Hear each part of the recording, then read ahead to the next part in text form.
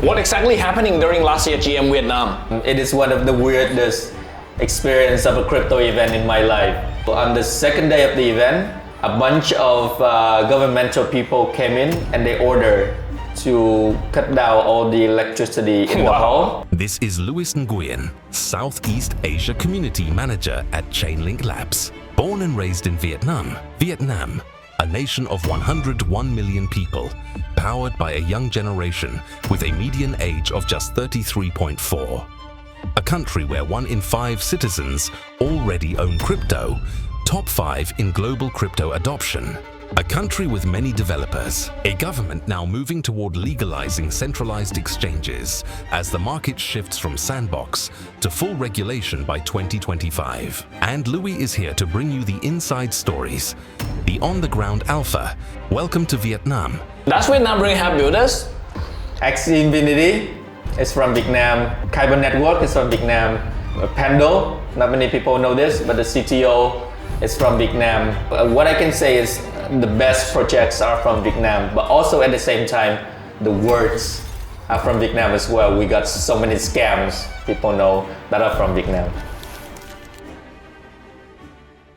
Okay, welcome to this episode of the FX podcast. So right now we have guest Louis from Chainlink. He's a Southeast Asia CM, Yeah. right? He's born and raised in Vietnam. Born and raised in Vietnam. How many years have you been in Vietnam? I have been in Vietnam for 33 years now. Okay, that's great. So he's gonna share a lot of insight on Vietnam. Right, Okay. but today I'd like to be here not on the behalf of Chainlink Labs, but on my own. I'm sharing my views. Disclaimer here. Vietnam and about the crypto blockchain journey of my own, and I hope that this sheds the light to how the Vietnam look like from a Vietnamese person to international friends. Welcome, man. Welcome to the podcast. Thank you. Thanks for coming. Thank you for having me here. Yeah. Okay, so quick background about yourself. What do you do before crypto? Before crypto, I have been in the marketing industry for around 10 years. Oh. I spent 7 years in advertising, specifically events and activation organized as a planner. So it's basically events and media, or? Events, more, media less. Yeah. And then after that, I decided to change to the client side, working for VinFast, which is one of Vietnam's, it belongs to Vietnam's largest conglomerate called Vingroup. Okay. VinFast is the electric vehicle builder company for quite some time, around 2 years and a half. VinFast is conglomerate, right? Conglomerate. It has a lot The of business. conglomerate is Vingroup. Oh, okay. And then VinFast is the EV builder. Yeah. And then I decided to take a break on my career. That was when a friend of mine asked me if I'd like to write content for Metaverse, which is in 2021. Yeah, during the boom. Yeah, but unfortunately, I came in when the run was about to be over. Yeah, that's normal. So around November, at the end of November. Yeah, around November.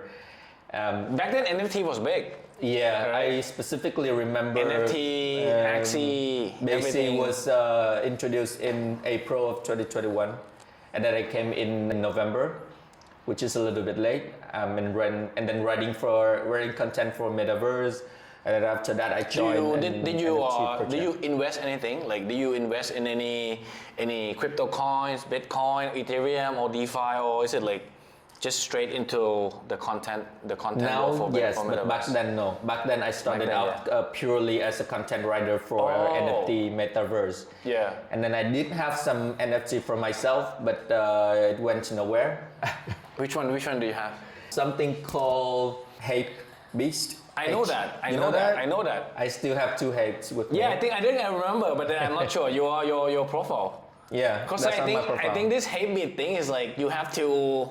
From my understanding, you have to grind a lot of this code. You have to create content, like all the media and everything. Yep. But then to get the whitelist, it's very hard to get the whitelist, right? But then when you get the whitelist, like I think the floor shoot up to like 8 ETH or something, right? Is that correct? Highest one I think was around like 6 if I remember correctly. I was remember like cause I had a friend who he's grinding a lot of NFT whitelist. Yeah. And he got into the hype beast and he sell, right? Yeah, But then most of us we don't sell. I didn't. I still have it with me. I believe in the vision of the Hype team. They wanted to build a whole entertainment like kingdom out of the Hype. They want to push the Hypes to become like fashion model of the metaverse. Yeah. And back then, what they did were communities of NFT holders that has influence would share the whitelist to their community, their smaller community members, to expand the communities and the visibility as well. And that was when NFT got more and more hype, but at the end of the day... So back then, which one has the highest community, biggest community? I say Age, Daisy, Borap, Yacht Club. Yeah. And then CryptoPunk. Back then, Penguin is not that popular. No. Yeah, it's Penguin like is it's a not thing even that came top after. 5, right? Yeah, remember. And then after that, I joined a company in music NFT, which sells NFT for music royalties. Yeah. I switched to a venture capital for another while, working as the marketer lead for the venture capital, and at the same time. So it's basically post token, right? So it's more like they invest in something, and then you help that project, like getting users more. My role is not too much focusing on the activities of the venture, just the branding, but the venture has a portfolio companies. building arm, like a tech building arm. So they build tech product, and my job is more focused on popularizing the product. Oh, okay. And then after a year and a half, I decided to leave the company for Chainlink, and I have been with Chainlink for a year and a half now. Okay. What's your role at Chainlink Labs today? So my role at Chainlink Labs now is managing the enthusiast communities across Southeast Asia, Thailand, Vietnam, Singapore, hopefully Indonesia, and the Philippines in the upcoming So right time. now, which region has the most active Chainlink Marines, Chainlink members?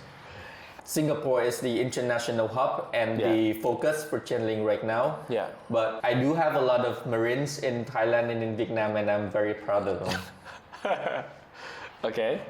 So what do you do day to day? My day-to-day job is to, of course, talk to the community on community channels, listening from them, sharing with them news about the development of Chainlink platforms and infrastructure. And hearing from them what they want to know or what they expect from Chainlink, as well as finding initiatives for organizing community meetups with the community, as well as getting to know people in the industry. Yeah, that's the fun part. So you can learn a lot from each other. Learning right? from them, partnering with them, or getting to know them. Like this is an opportunity how I get to know you as well, right? For possible collaborations, and see what we can do as builders, of course. right? For the community. How does Chainlink structure like? So you're the Southeast Asia lead, right? Do you have like a Thailand lead or Vietnam lead or Philippines lead, or there's lead and there's advocates also, right? How does the structure works? For Chainlink Labs employees, we have community managers. Okay. And each community manager will manage a region, not a country. Okay. So now, for example, in my team, we have Southeast Asia community lead, which is me. Okay. A few Southeast Asia communities. And then we have the North Asia community manager managing Hong Kong, Japan, Korea. And then we have a Mandarin speaking community manager managing Mandarin speaking communities like in Mainland or in Taiwan, and a part of Malaysia's Chinese speaking community as well. So we do it in regions.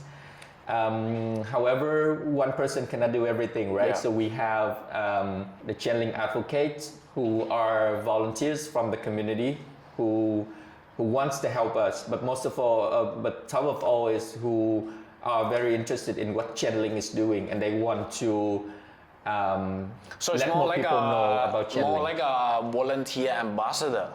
More like an kind of. ambassador program. So how many in Thailand right now? I'm very proud to share we have 8 in Thailand right now. Oh, 8. Yeah, 5 Oh, of them I didn't know are that. advocates and 3 of them are developer experts. Oh, okay. Okay, so Scott is the advocate, right? Scott is and one of the Son advocates. is the expert. Son is both an advocate and an expert. Oh, okay. So advocates means someone who does not need to have a technical background. Exactly. Right, but the expert, it's more they must have a They technical have a background. developer background. They know developer skills and they can conduct technical workshops. So how does the developer expert differs from like a DevRel, like JWook, for example? So DevRel is from the team. DevRel is an employed. Okay, that's the difference. Staff. Okay. And then developer expert are from the community. Okay. And now we are just recently we just introduced the enthusiast program as well, which is I don't want to say a lower tier, but a much easier. Less commitment. Yeah, and less commitment, lower barrier to join as someone who wants to advocate about the Chainlink platform. Okay. But yeah. So how does your marketing experience from like traditional Web 2, how does that translate into Web 3? I say Web3 is a very special industry where marketing knowledge might apply in a way that is very much different from traditional marketing. Because I say this to people who I have a chance to share about marketing, is that in traditional marketing, you're not telling people about something that they haven't had the needs, right? You, for example, you sell Coca-Cola. Yeah. The needs for soft drink when you're thirsty is already there. Yeah. Right? But in crypto, you're telling people to have a need that they have not already had. Yeah. They know nothing about blockchain. They know nothing about crypto. They know nothing about a world with a brand new financial tool that they can get access to, and they can do a lot of things with that. So it starts. So it's going to be a bit more difficult, right? Yeah, because they don't have the demand for it. Exactly. So you're trying to force the demand. Exactly. Oh. I'm very happy to say this, that I work for Chainlink and I work with the Chainlink team, because Chainlink is one of the most professionally organized company I have ever worked for, and the marketing team is very professional, and the functions are very specific compared to some other organizations, which gives you a lot more freedom on what you can do as marketing, but at the same time, a lot of time is your role. It's all over the place. Yeah, like but Chainlink is everything. a bit more structured, right? Exactly. Okay. Yeah. Okay, so this part, we're gonna talk about Vietnam specifically, right? But then I'm just gonna give the information to the audience, to those of you who don't know. So Vietnam, they have around 100 million in population. So the capital is Hanoi. Hanoi is 9 million. Ho Chi Minh is 14 million. Da Nang is around 1.2 million. GDP per capita is only around like 4,700, which is a bit like less than Thailand. Thailand is 7,500. Vietnam is one of the highest growth country in Southeast Asia. So it's basically like last 5 years, the GDP growth rate is like 6 to 7%, which is like very, very high compared to all the Asians. And then the funny thing is that, so most of the population in Vietnam is pretty young. The median age is 33.4, which is like much less than Thailand. And the cool thing is that 20% of that population have crypto.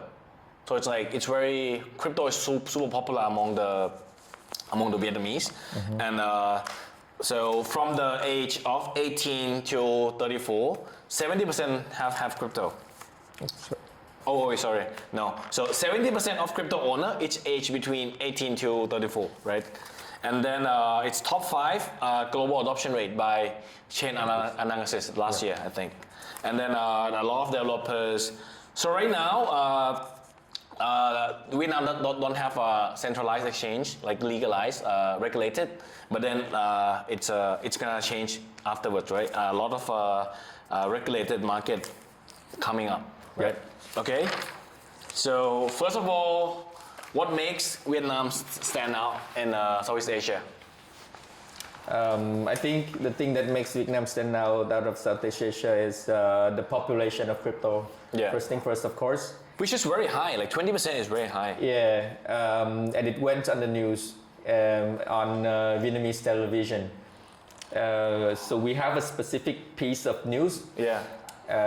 And crypto is being mentioned more and more lately, together with. Is it like just a business section or is it like general news? Like what type of? I say it appears on general news more. Yeah. The fact that we have a large crypto population means not only people owning cryptocurrency, but also it means Vietnam is very adaptive in terms of new technologies, yeah, and also new opportunities, because I think because the population is pretty young, yeah, so it's like young people, they like to tend like AI, blockchain, they like to try different stuff, right? I think it's very unique. Yeah, that's what sets Vietnam apart, is that we are very easily adaptive to new trends, and that could be not only crypto but everything, like opportunities, you know, things that is going to change the world. So hopefully we will see that in the younger generations coming up. How do you think the scene, because you're the Southeast Asian lead, you've been to a lot in Asia, so what do you think it's like, what makes Vietnam different? Compared to some other Southeast Asian countries, I say for example, for Singapore, I see in Singapore there are more like founders and startups and VCs there. For Vietnam, there are more focused on retails. Oh. So I say the majority of crypto population in Vietnam are retails, specifically traders. Yeah.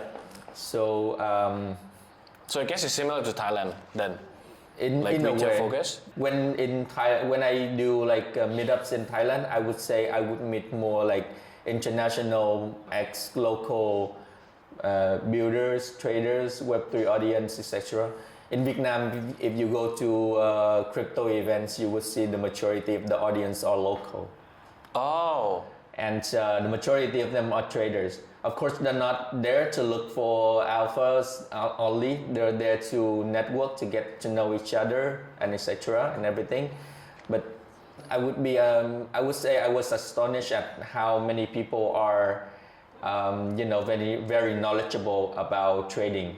And I mean trading professionally. Like they talk about technical analysis, they talk about fundamental analysis, and they have a lot of experience with that. So I say that's the biggest difference. What's the typical misunderstanding about Vietnamese market, like from the outsider perspective? Is there any myth? I think the biggest myth is you see the big crypto populations. So you would say, okay, this market is very potential in all kinds of ways, right? Yeah. But for me, what I think is, out of what we can look at, like 20 million people owning cryptocurrency, yeah, the majority of that is only interacting with cryptocurrency via centralized exchanges. So if you go into 90% or 90%, you say? I say like 85-90%. Yeah. So if you go to the country with like complex protocols on DeFi, or if you go to the country with popularizing a narrative that is that needs a lot of technical background, you would be a little bit disappointed at how people react to that, right? But if you go to the country with, like lending borrowing protocol, people definitely know what's happening there. Incentives on projects that has high, return on investment in terms of. I think that back then when StepN was one of the trendy the apps, a lot of Vietnamese people participated in that. Walk to earn, play to earn, right? That's run to earn, walk to earn. That's famous thing. Yeah. But I mean, like I think that's a similar trend. In Korea, I think a lot of the CEX, like if it's one out of 100, maybe like 90 to 95%. That's like towards the high end, right? Yeah. Thailand maybe 85. In Vietnam, you say around 90, right? I would say around like 90%. Yeah. But I think it's it's normal progression. Because like when you are new to crypto, you probably got onboarded into like a big centralized exchange first, like Upbit or like BitCup, right? Which is but I think the on-chain trend is on the rise. Yeah. So compared to Thailand or Korea, right? Whereas like the capital city is the hub. So in Thailand, the capital is Bangkok, it's a hub, so everything is in Bangkok, right? In Korea, everything is in Seoul. But in Vietnam, I find like it's like you have 3 major cities. You have like Hanoi, government central, you have Ho Chi Minh, and you have Da Nang. Can you walk me through all different cities? Sure. Let's start with Hanoi. So interestingly, we have 3 major cities, right? Okay. And we have 3 international finance centers. Oh, 3. Yeah. At each city, we have 1. Okay. So Hanoi is the capital of Vietnam. Yeah. And we have an IFC there. I would say people would find this interestingly surprising, but Hanoi has the most devs living there, in my opinion. More I devs? think. Oh. Is it because of the universities? Like, where's the university located? Is it like the best one in Hanoi or? I think both Hanoi and Ho Chi Minh City has top universities in the country. Yeah. But Hanoi has more developers because they have more dev shops. The developers in Hanoi they already have their environment. They already have their working groups, working ways there. What is interesting for me, I found out about devs in Vietnam is that developers in Vietnam, they work in groups.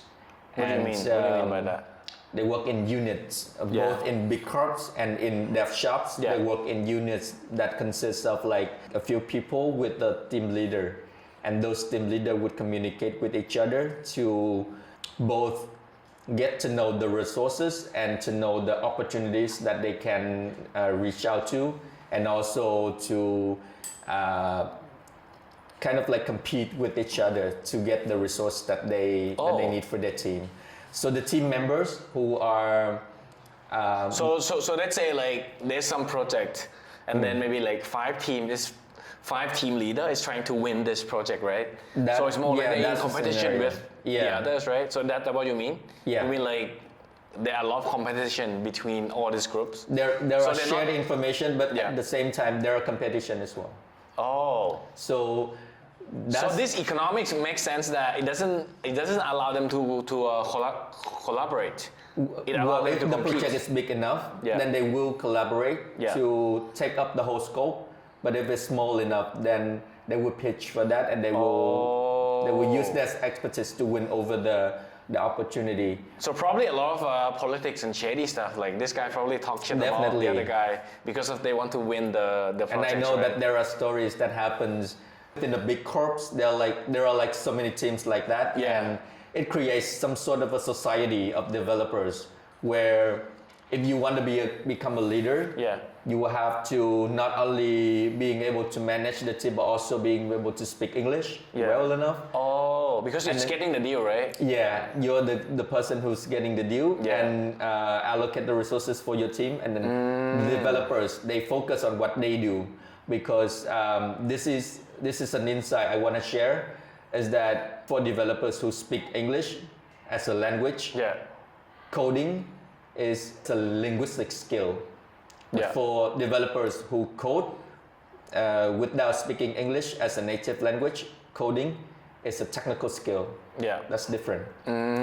So developers cannot focus both on enhancing their coding skill and enhancing their linguistic skills at the same time. So basically you're saying like most of the junior people, if you're a junior, you just focus on doing your stuff, which means you always doing coding.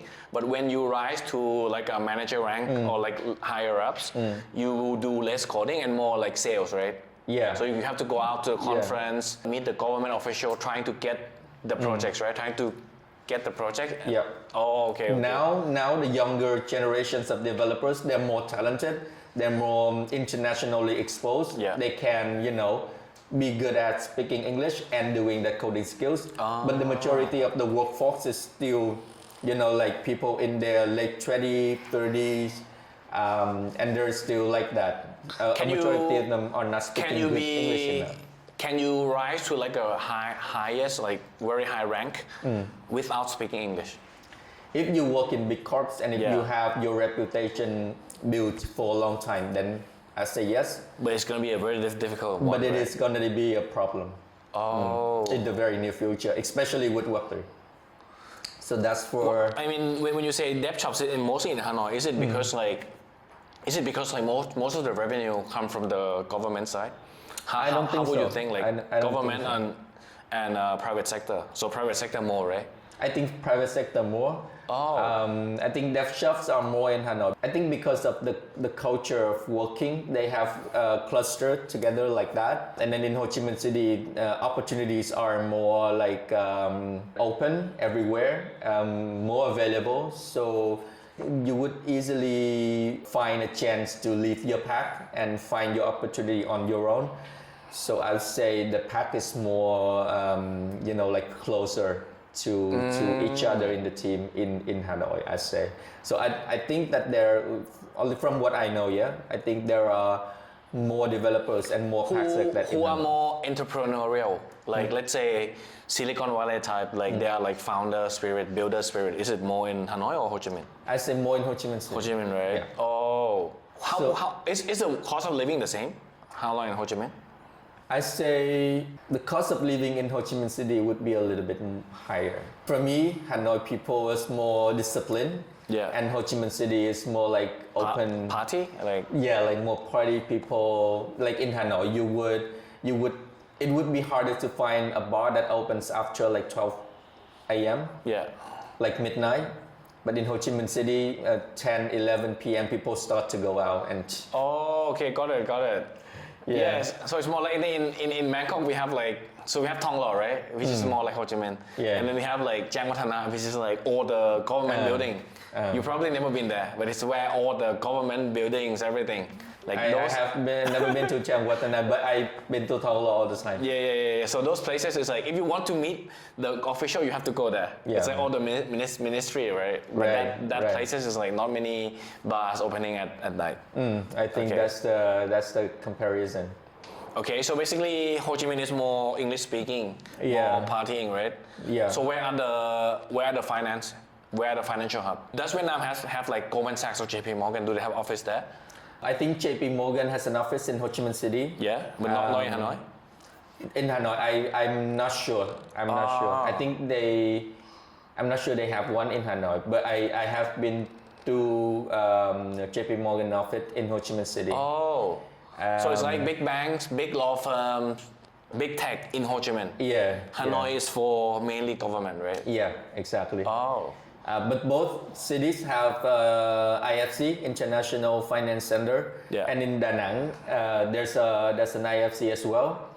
And Da Nang is more of like a coastal tourist city, like vacation city and stuff. So it's more international in a way that if you want to look for an international conference with international people flying in actually for that conference. Expats or like Expat. the highest population of English speaking. Yeah. Yeah. And also people who do not live in the country but come to the country for some specific events or activities. Da Nang is the place to go to. Like for example, So it's more like a digital nomad. More kind like of people place. just come to like have fun, Yeah. maybe work on the side, and then they go after a few months, right? Yeah. So it's more yeah. like Chiang Mai, kind of. For me, to be very honest, me Chiang Mai is like a peaceful mountainous city where people come for like relax, Yeah. right? Is it? But Da Nang is more of like Party city. I say like really? beach bar. I don't know. And you got all of those like resources by the beach, and then clubs. So like Phuket. Yeah. If I can say it's like Phuket. Oh. Well, how about the cost of living, like Ho Chi Minh compared to Da Nang? What's cheaper? I think living in Da Nang is cheaper. Oh, then that's the difference between Phuket. Phuket is more expensive than Bangkok. Then Bangkok. Yeah. That's interesting. I think living, if you live like a digital corruption, a lot of corruption stuff. if you live like a digital nomad in Da Nang, the cost of living is not that high. And you get all the good quality because the Da Nang city is very interesting. They have a system of nurturing the next generations in a way that the next generation who are sent abroad for study will come back to serve the city. The city council. For some time, the city council, the city government. So basically, they have like a special scholarships that send student abroad. Exactly. But I mean, for example, there's a binding contract that you will have to come back and work for. I think in Thailand, if you get the scholarship from the government, let's say you go to the US, you study 4 years, you have to come back, you have to work 8 years, and the salary they give you is so low. Something right? similar. So similar, like double the amount, right? Yeah.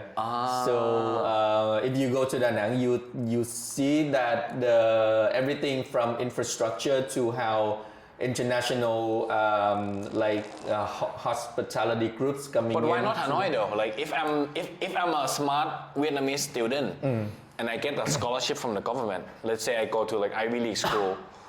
So why Da Nang? Why not Hanoi? Right? Because Hanoi is supposed to be the government hub, right? I think there are government level scholarships and there are city level scholarships. Okay. And the cities can offer scholarships by their own, and you are So does it works like the US? Like it's more you have like a federal level and you have state level. I think it's more synchronized than the US because the US in each state, the states have a lot more authority on what they can do. But in Vietnam, it's not like that. The cities, the province or the cities are still under the government, the governmental authority of the. So similar to Bangkok, similar to Thailand then. Yeah. Which is like we have the central government and the city. They're not as independent as the US. Yeah. But the funny thing is in Thailand, for example, like there's no, you cannot get, for example, you cannot get the scholarship from the Chiang Mai authority. It has to go. It has to get directly from the government. Okay. That's the different part. But I think I like the model. I think there's a way for that to work, as in. Not necessarily the city council, but from for example, corporations between international and domestic institutions, kind of like that. And the students can apply because they have residencies in that city. Yeah. So come back to Da Nang. I say Da Nang is more of like an international hub where you go there for conference, for work, and for party at the same time. I used to did a research. It's like I think Da Nang is very cool because like I think back then like 15 years ago there's nothing in Da Nang, right? But then it's like I think you guys have maybe the bridge with the dragon. And then every night the dragon will open the fire, spit the fire. So you have that one and you have the hand bridge. Which is also built, and then you have the biggest Lady Buddha, right? So you have three things, and you have the amusement park, right? If you go from Da Nang to a mountainous area around like 30-40 kilometers away, it's called Bana Hills. The whole hill is built in inspiration of the European architecture. And it's a tourist spot. These things are super new, right? Like maybe like less than 10 years. No, it's been for a few years now. But I went there once, and it's an inspiration to come and see. So I said this is a very good case study that like it's like Thailand, Malaysia, Philippines, like we should learn from this. I think it's a good case study of how you build a city. Specifically, Da Nang's authority in the city has very open attitude and to innovation, like towards crypto specifically. So they have a lot of sandboxes in Da Nang. Like for example, now I know that there is one sandbox that allows you to use wallet with cryptocurrency to pay for services. But in Da Nang only. So crypto payment is illegal in Vietnam except Da Nang? Well, so we've got to be very clear about legal, Okay. not legal yet, and illegal. Okay. So now crypto payment It's gray, right? is in a gray area between not legal and illegal, and people are trying to put sandboxes out there to give examples that crypto payment is something that we can do. Yeah. To make it from not legal to legal, but that's not gonna happen for another while. But there are sandboxes, which is a very good signal already, in my opinion. What's the normal payment works? Like, I want to get a taxi. What do I use? Do you use Grab or Uber, or what do I use? Like not counting crypto payment now, right? No. Let's say I'm talking about like transport. I want to get to one point to the other point. So in Thailand we use Grab. Yeah. In Similar Korea in we Vietnam. Uber, right? Grab? We used to have Uber, but Uber is no longer there. Oh. So now Grab. Grab, yeah. We have BE. BE. And we have Sun SM. Sun SM is a business by Vingroup. Oh. And so what they do is they use a whole fledged of electricity vehicles to build a company, and you can book for electric. Or EV, right? Or EV. Oh. Vingroup is like a chaebol. It's like a big conglomerate, right? Yeah. Correct. Oh, wait, It's the largest in Vietnam. What's the name of the amusement park in Phuoc? Vin Wonders. Is that from Vingroup? Yeah. Oh, that's why, right? There's Win Wonder in Phuoc. So we have Vingroup, Vin Wonders, we have VinMec, which is the hospital wing for Vingroup, and we have Vin Homes, we have VinFast, which is the EV, and then a lot of other things. So they're like one of the 5 biggest company in Vietnam, I guess. It is the biggest. The biggest? It is the biggest group in Vietnam. Oh, so like CP in here, everything, right? Yeah. Everything, yeah. Okay. How does the payment works? Like, what's the typical way? Like, is it like cash? Is it like scan? We have everything. Is it like we Alipay? have cash. Yeah. You can use debit, credit card. Yeah. You can use QR code. I think we have something similar to you have Thai QR Pay, right? Thai Pay. Yeah, I don't think QR code. we don't have Line Pay. I mean, for example, like in Thailand, right? You go on the street. If you go on the street, and it's like you eat a noodle, 50 baht. You can pay using a QR code. Yeah. In the Vietnam, is it the same? So QR code. Similar. In major cities, similar. Because I think like I think that's one of the way that the West is so much different from the East, right? Because in the West, like when, for example, I used to live in London or like all the Europe, right? It's like it's a cashless society. But back then, everyone is using debit card, right? But in Asia, it's like we basically skip all that, so we become cash. We skip that credit and the debit card. We go directly into the QR code payment. Right. So the payment is very advanced. So I think this is the thing that crypto payment may very, very hard to penetrate like the Asian market. I think I would oppose to that idea from you, because I think what makes Asia in general and Southeast Asia specifically apart is that adoption rate here is very high, and we adapt everything very easily. You see, I think one of the reasons why we skip straightforward to QR payment is because those advanced payment are introduced in a very quick fashion, right? And then we adopt it very quickly. It takes not so much time for the whole society to adopt something like that. So if crypto payment is something that can be developed as smoothly as that, I think people would adapt to it in no time. Yeah. But I think like the consumer experience, it has to be like scan using a mobile, right? Or like Apple Pay. It should not be difficult for the audience, right? And then maybe blockchain is like behind the scene. Yeah. That's what we were talking about, blockchain all the time. Until a time where people can use blockchain without knowing that they are using something like blockchain, like for example the internet. People don't need to care about cloud, what TCP/IP I'm putting in to get access to the internet, right? People don't need to know what ADSL is, right? But they use internet because I log onto Wi-Fi, I put the password, and then I'm online. That's the level of adoption, Abstraction, yeah. right? Abstraction Yeah. that we need to see. So some people call Ho Chi Minh Saigon, right? And is that like an insult or? No, not so much. Saigon is just an old name of the city. Yeah. After the liberations in 75, the city was renamed after. So Ho Chi Saigon is Minh. like when you got ruled by the French, right? Yeah, Saigon was the name that was used before. Oh. So now, recently we have a reorganizations of the commune levels, and it used to be Saigon or Ho Chi Minh City. It's a big city with, different district, and then we have district in numbers, and then we have district in names. Now we only have commune names, and one of the communes is named Saigon. So Saigon used to be an unofficial name of the city. Now it become the official name of one An official commune. name is like the Vietnamese call it Saigon, right? Yeah. It's not like just the West. Yeah, not just the word. We okay. call it Saigon too. I like to call it Saigon too. Oh. And So- when did the city rename to Ho Chi Minh?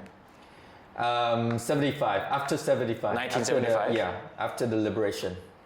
Liberation from From the last war, from the French? U.S. The Vietnam colonization- War? The Vietnam War, yeah. Oh, okay. Yeah, I think this Vietnam War was very interesting. A lot of, In what ways? if you cannot fight someone bigger, you have to do something else. It's like you are a small guy, you have to fight with a big guy. You cannot fight him straight, right? You have to use tactics. Like, I mean, the Vietnamese army cannot fight the US army at the battlefield. So they dig like so many tunnels. Yeah. Which is very cool. Yeah, I there like it. are I like so it. many legends like, about super that. respect to all the Vietnamese soldier, man. I mean, we young people wanna It's take. not easy to win against the US. Yeah, we wanna recognize that our fathers have done a great job in claiming the country, ours Yeah. again. However, the war was the war, and there were losses on both sides, and it was the past that we want to heal. And so, if you come to Saigon, Ho Chi Minh City right now, you will see a the lot of memorial. American people are living in Saigon in harmony with the local people. And you don't even have to speak very good Vietnamese. You can speak English, and you can find everything you need in Saigon, in Ho Chi Minh City. And we're trying to build the relationships that benefits both Americans and Vietnamese at the same time. I think in the English history, I think we called it Tet Offensive, right? Do you know Tet Offensive? TET Offensive. You Tet mentioned Offensive. So Tet is like a New Year, right? Tet means New Year in Vietnam, right? yeah. So apparently, from my understanding, it's like the Americans is fighting with the Vietnam, and it's like, you know, that most of the West, they don't work on Christmas. They celebrate all the New Year party. So it's a Tet Day, right? Whereas like all the U.S. Army, they just drink and they just chill. The Vietnamese like prepare to strike, and they strike during the New Year. On the 1st of January, like that's when they strike. More like the Vietnamese New Year, I think. Yeah. There were, yeah. I think But there were two words. like of the you can Vietnamese New Wikipedia Year. this. It's called Tet T-E-T offensive. It's when the Vietnamese strike, like it's a big major win from the Vietnamese. Yeah, there are countless practices Yeah. like that along the history. I mean, yeah, it's a war anyway. Yeah. What's the biggest crypto event in Vietnam? I would say the top of my name is GM Vietnam, Yeah. the biggest one. And then we also have, I think, Conviction, built by the Viction 98 team that has the relationship with the Viction blockchain. It used to be Tomo chain, right? Used to be Tomo, Tomo chain and rebrand. Acquired by 98 and then rebrand to Viction. Oh, okay. So it doesn't build by 98. So 98 acquired Tomo chain. Yeah. Oh, so what's happening in the Viction chain? Is there anything interesting happening? The only thing that I know Yeah. as a rumor, and I'm not sure if this is correct or not. Yeah. But when Viction was when Tomo was acquired, the history chart of Tomo disappeared on Binance, replaced by Viction. So but they want to rename, so they change all the price history. I think they just deleted the history and then started with a new one, Conviction. Oh, so basically it's token rebrand as well, right? Yeah. I think that's very normal. Okay. Yeah. But people have been talking about that. I'm not familiar with the practices of the token or of the ecosystem, so Same as with all the TradFi as well. Right. Like let's say this is even not even in crypto, right? Like in Thai, for example. Let's say you have like Thai stocks that the graph is going down 90%. Yeah. What they do is they rebrand it. So you start with a new fresh chart. Right. That's a very common practice. Okay. Yeah. But for what I know is ever since Viction was acquired by, ever since Tomo was acquired by 98. Yeah. And rebranded it to Viction. Yeah. They have been tirelessly building an ecosystem around that. So they have the blockchain Viction. Yeah. They have the Coin98 wallet. Oh. So they have also built their NFT marketplace, which is called the Gora, I think. And then they have Starships NFT. And then they have Saros. Maybe that's a similar one. And then they have like this media company called Upside, which is also in the ecosystem. Okay. So they have been building a whole bunch of things. Let's start with this first. I think the audience may be confused. Vietnam has coin 68. Yes. And coin 98. 68 and 98, right? Exactly, yeah. Okay, so what's the difference first? Like in a quick basic. Okay, so basic. 98. Two different companies. 98 is the wallet. 98 started off as a wallet. Wallet, okay, and Viction. And then build an ecosystem. Okay. With Viction in there. Okay. And then 68 started up as a media company. Okay. And then they have Kairos Ventures. Okay. And then they have GM Vietnam. GM Vietnam is the flagship event. Yeah. And then Ancient A is also within their ecosystem. What's Ancient 8? Ancient A is the blockchain focusing on GameFi, I think. Oh, okay. Incubated or invested by their ecosystem. Yeah. So two different entities. Okay, so back to conference. So how many years do you have? So number one is GM, number two is Conviction, right? Yeah. So let's talk about Conviction first. How many years is it? Like just I think Conviction is 2 in years, their maybe? second year. Second year. I think. GM is the third year this year. The first year is 23. 33. It's in Ho Chi Minh, right? In Ho Chi Minh City. The first year, no problem. The first year has no problem. Went very well, gained a lot of international exposure and reputation. Okay. So a lot of ecosystem and also big players in the market come back for the second year, 2024. So what's exactly happening during last year GM Vietnam? Okay. I heard a lot of things goes wrong. It was one of the most catastrophic experience in my life at a crypto event. So on the second day, after a few morning sessions at around like 11 a.m. or something, what looks like a parade of governmental officers came in. Yeah. And the event organizers were ordered to shut down electricity. People who were in the exhibition were asked to leave. Wow. And then when it was resumed, the panelists were asked to sit back to back with the audience to speak. So you mean like everybody is looking at the so basically stage. Everyone is looking at the empty stage. Yeah. Like the stage completely empty. The panel is coming down, like sitting. Yeah. Coming down to sit like on the front row of the what the fuck? Come on. And then speak and what adds to that is even the exhibitioners, meaning people who manages the booth, were asked to stand outside of the booth to manage their booth activities. Wait, what do you mean? So I have a booth. You I cannot stay in the booth. I have to stay outside the booth. Yeah. Why? I don't know why. I don't know why. Wait, so it's like it organized at like a hotel or conference It was organized in a conference hall. Yeah. And then you have like a bunch of government officials, like they come in a van or something, like they come in a bus, they come.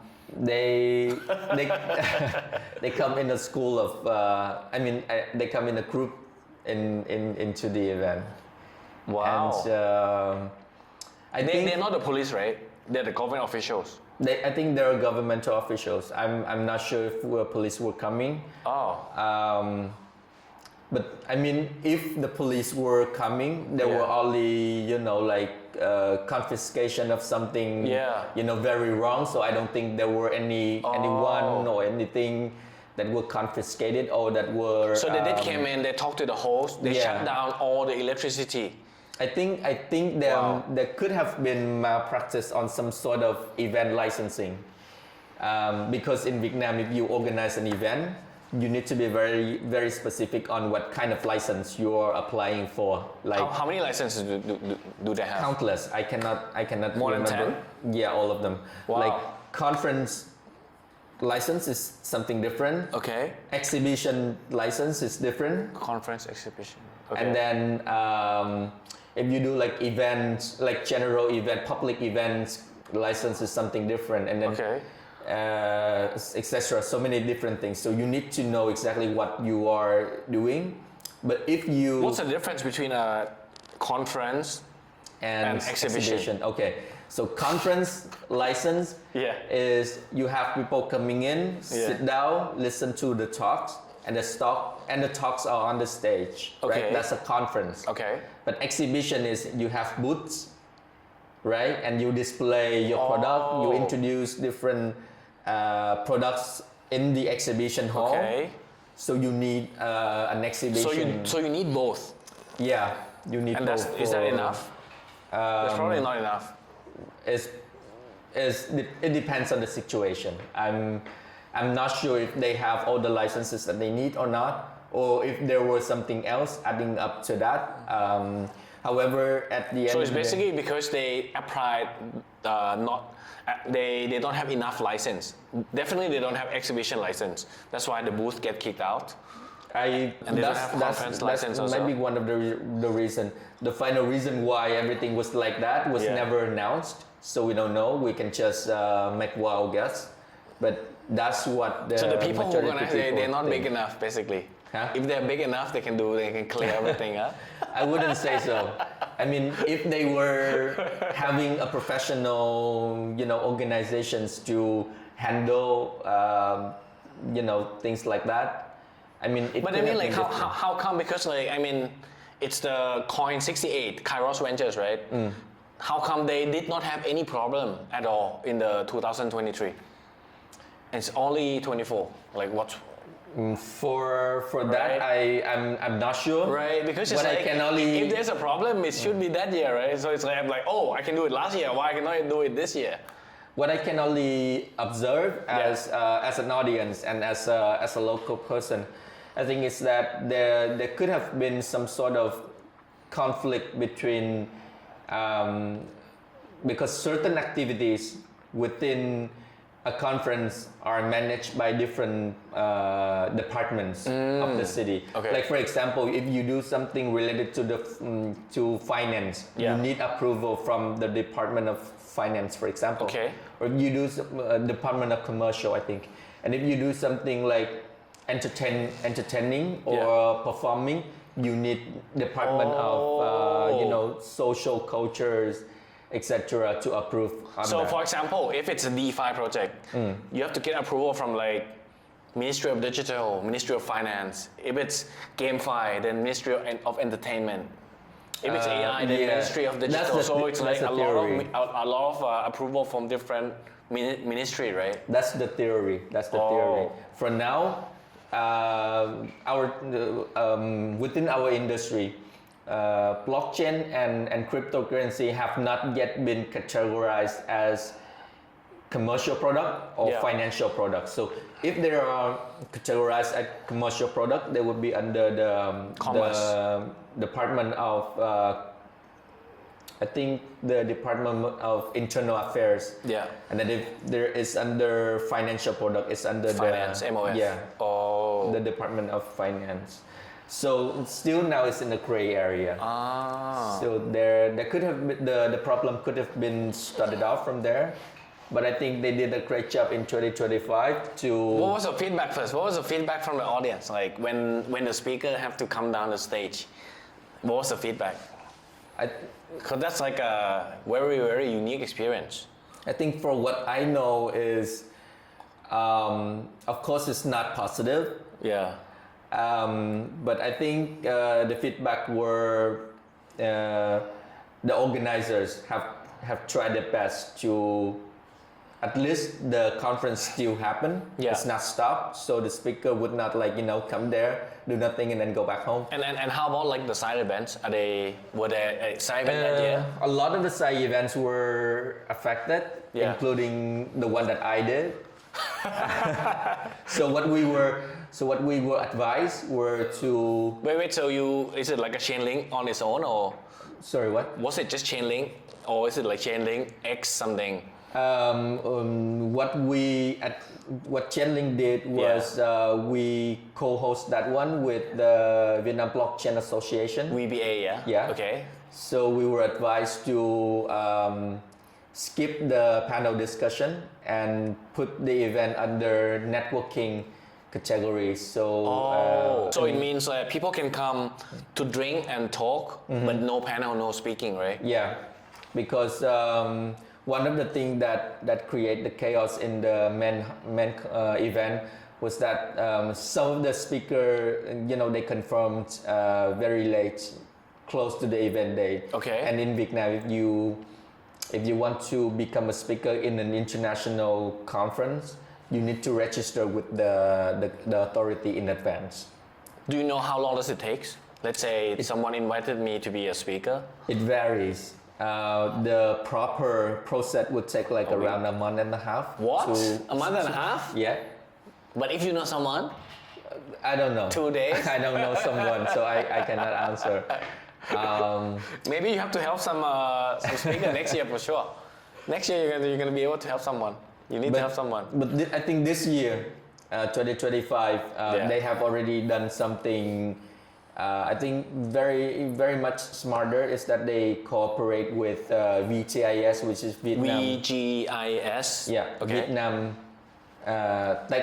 Vietnam Tech Innovation Summit, organized by SSID, which is the digital arm of SSI, and SSI is the operator of HOSE, which is the Vietnam largest security exchange. That has been operating for... Wait, let me do again. So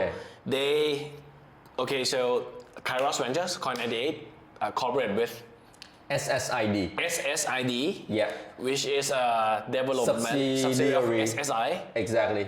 What is SSI? SSI is the operator of HOSE. What is HOSE? What is HOSE? HOSE is Vietnam's largest security exchange, like stock exchange. Oh, so it's like S&P. So it's like stock exchange of Thailand. Yeah. It's called HOSE? HOSE. HOSE. What? It sounds very Spanish. Jose. I don't remember exactly. Sounds very Spanish. Maybe HOSE. HOSE. Maybe it's my pronunciation, but I always call it Jose. Oh yeah. I don't remember the full abbreviation for that. But that was a trick, and then to have host in Hanoi, that's like and to make have sure it hosted that in Hanoi, have it hosted in the National Conference Center,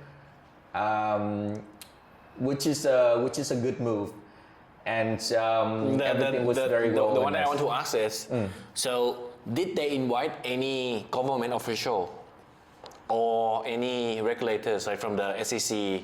Did they invite those to be a speaker? Yeah, of course. I think that's a trick. Just in like that's the proper thing to do. That's not a trick, no.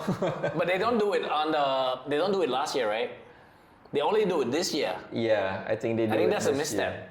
That's a misstep. I think they invited in Thailand. If you look at like You look at like a crypto mine, like a Thailand Blockchain Week or like Block Mountain.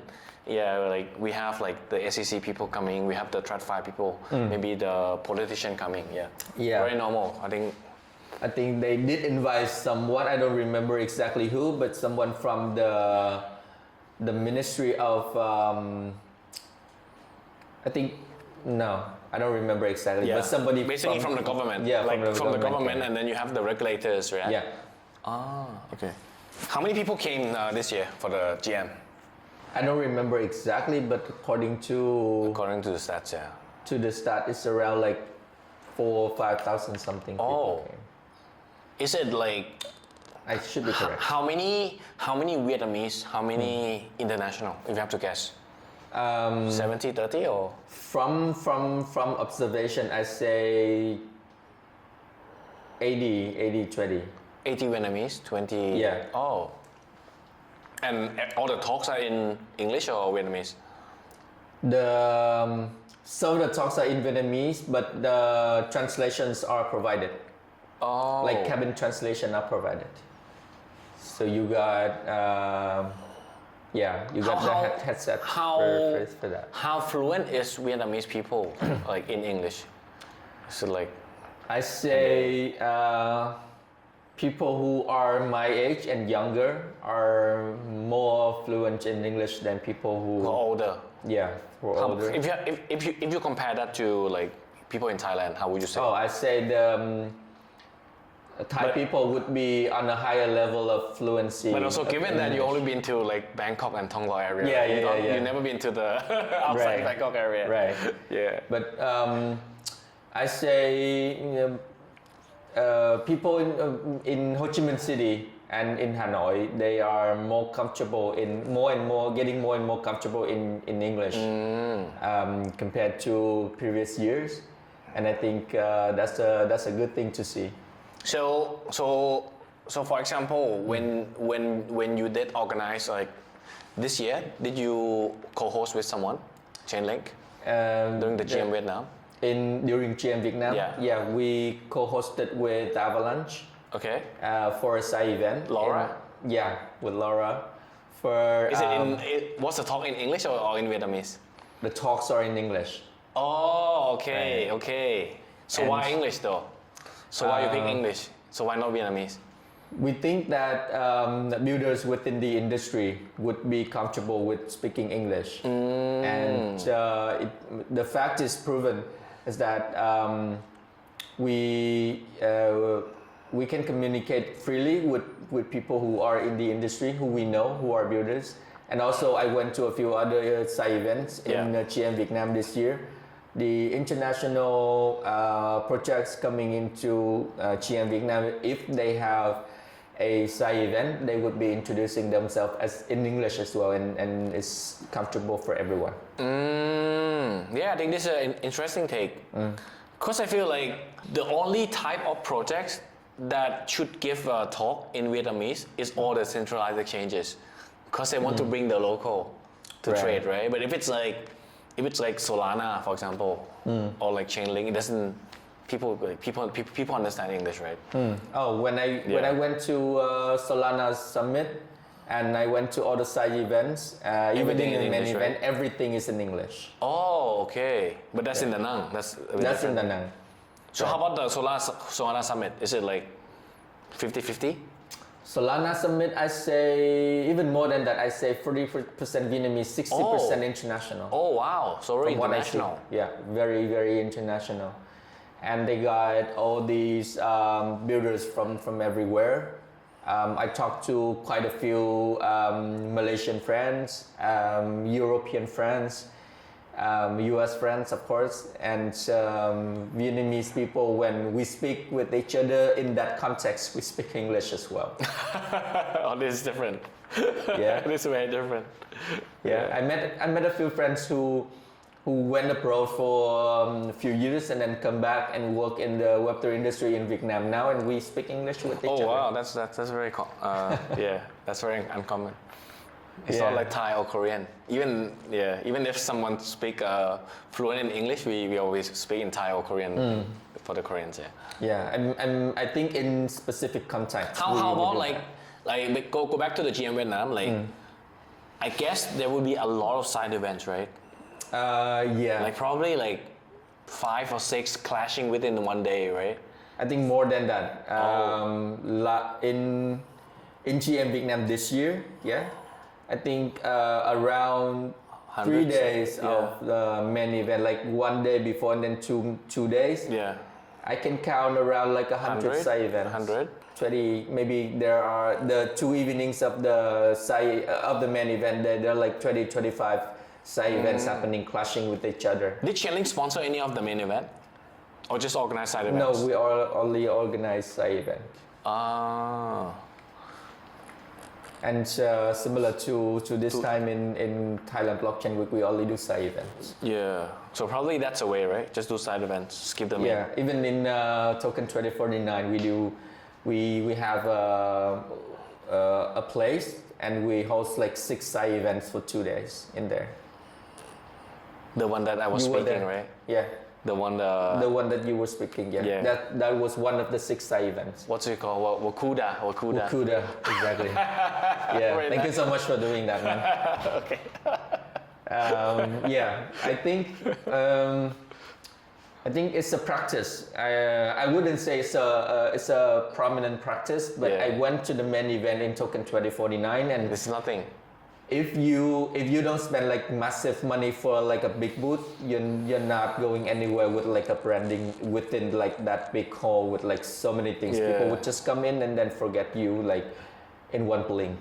I feel like if you're a centralized exchange, it makes sense, It makes sense, right? yes. Because you want to onboard retail to your CEX, Exactly. or you want listing. Like the listing team makes so much money. Yeah. So you want to like if you go to token, you're just gonna see like a bunch of. Yeah, that's true. That's like true. just pretend that I have a project to list, and you're gonna see like 10 BDs coming at you. That's true. Other than that, I don't think it makes any sense to do branding in that big, like hall. So many colors and names and everything. People you just forget you right away. Yeah. How often do you have a crypto meetup in Vietnam? You mean for the whole industry for Chainlink? Let's say, no, for the whole industry. Let's say for the like in normal period. Normally, Is it like 5, events, 3 a week? Like 2 a happens, week? Like 1-2 times a week. Normally, right? Like even the quiet period. Even the quiet period. Oh.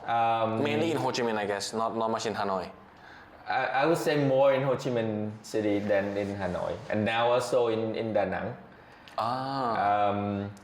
And also we have like I say like community incubators. Yeah. And like local communities that partner with international brand, brands, and then they have like year-round programs, so they have meetups all the time.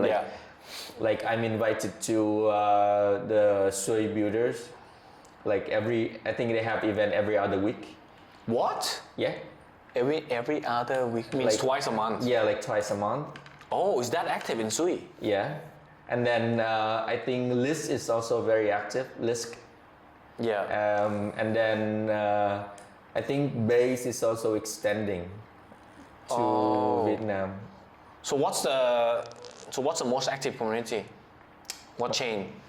Is it Solana? Is it Base? Is it Sui? I think Solana has the most Number one, active Solana? team, and also the super teams, and also activities in Vietnam in terms of ecosystem. For Ethereum, it's too broad. Nobody is representing, They don't have money. They just talk about the tech all day, yeah? So you wouldn't say like. But how about Base? Base or like Optimism Arbitrum, do they host events? I don't see a lot of Arbitrum or Optimism events. Just Base, For I real. guess. Base just recently. Previously not so much, but recently I think Bay is getting more active. So Solana number 1, number 2 is Base. Yeah. How about like Monad, Sui, Aptos? Sui, like I said, they have event every other day and they invite the builders. Aptos is recently getting more and more active as well. And Because the Alpha team, right? Because of the Alpha team, I think. So Patrick the Amnis Finance, right? Founder of Amnis Finance. The Alpha team in Vietnam? Yeah. No, I think the leader of the Alpha team in Vietnam is Phong. Oh, not Patrick? I'm not sure. Oh, okay, I'm not okay. sure. I No, to thought be honest. Patrick. I mean, like they have Aptos. I'm not sure whether you're familiar with the ecosystem. So Aptos, they have Foundation? a liquid staking platform. One is called Tala.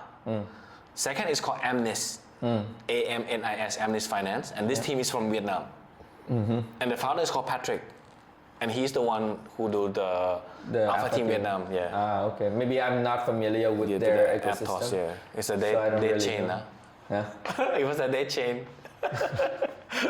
Well, it's If you look at the price compared to Sui. I'm sorry, I cannot comment on price on anything. That's I have to disclaim. But yeah. But basically, it's Aptos- on the rise, right? Aptos is on the rise right now. What do you mean by on the rise? Like their activities? They have a bit more activities, right? I think so. And then also. How about Monad? Monad used to have more activities than now. Yeah. Like in previous phases, Yeah. like in previous quarters. But for the last quarter, they have been a little bit less voiced out. Because they already get the airdrops, huh? Especially after the airdrop. But I'm very good friend with the CM Aptos CMs in Vietnam. And he's been active in his community, I think. Stan, huh? No, not Stan. Bear, BE, Oh, okay. Peanuts. He's an active person, and I think Monad has an active team in APAC and in Southeast Asia. Yeah, for sure. So yeah. But it's very interesting to see after the airdrops, huh? The only ecosystem I was expecting to hear more from them, but not so much, is Vera Chain. As It went really downhill, man. The Vera chain. I think in Thailand right now it's like no one talk about it anymore. No. They used to be so hype. Yeah. Last token. Yeah. Do you know why it's so hype? Because they give out like free party in the souk, right? NBS, and you see like so much people on the line. Yeah. And it's like, oh, a lot of people want to come to our party, but it's like just free party, man. Yeah. It's just people just come to network. Like what? It's. Last time they did. I think it's one of the worst ways to spend your money, man. Like sponsor this expensive nightclubs. I think it's a. Last time they did a party in Vietnam, there were like 300 something people showed up, like massive. Before the token, yeah. Before the token, yeah. But not so much shows. That's all, huh? So yeah. So I say those are the ecosystems in Vietnam that look like. How about BNB? Huh? BNB. BNB has always been big. I mean, first thing first is the attachment of the name to the centralized exchange and also the chain. But activities, I think they're more widely known now for is their alpha point something farming. Oh, okay. Is it the same thing in Thailand? Yeah. They farm and a bit of Asters, like Huh? Aster. You know Aster? So you have Hyperliquid, right? Which is like the perp DEX, and you have Asters, which is like the Binance version. Yeah, it's like the perp DEX meta. But people just talk about it because the token price go up. Right. And CC show the token. yeah. Okay, it has a lot of things to do with the name CZ as well. So. Okay, so how about like crypto events in Vietnam? Normally, is it like happening on the weekdays or weekends? I say weekend more. Oh, weekends. On So Saturday, similar to Thailand then. Saturday, Sunday, people would, if it matters, people would really spend time to go out. Networking events would be like Saturday morning, Saturday evening. So when you organize Chainlink event in Vietnam, is it you pick weekdays, right? Normally. Normally, I would say Thursday, Friday, or Saturday would be my preferred choice. And how about the audience? This is like, let's say you have like developers. Okay, so I define developer as someone who can code, and then builders is like maybe BD, maybe product manager, or like trader, pure trader. Like, what's the composition in a crypto event?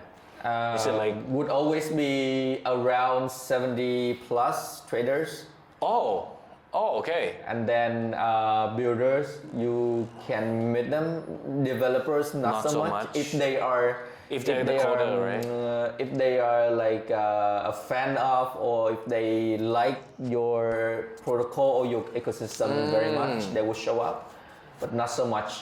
They only go to developer specific workshops or events, but they don't show up like that often.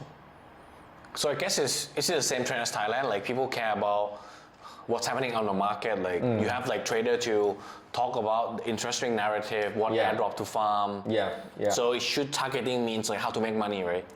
Less than You should go with a general theme, talking about market trends, narrative, something. Maybe you can include something related to your platform development in terms of developers related content. But if you do developer specific content and expect to recruit developers, expect it to be a very hard one, because it's very hard to recruit developer to come. You need a lot of dev expert like Chainlink. Dev expert. I'm happy to have 3 of them in Thailand. I have how many in Vietnam? Only 1 prominent in Vietnam. What? Right now. How come? How come you find more 3 Thai and one Vietnamese? It's very hard to ask them to do something volunteer while having to, because they just give up money, right? Give up their job. The only person who is a developer in Vietnam is actually a professor at the university.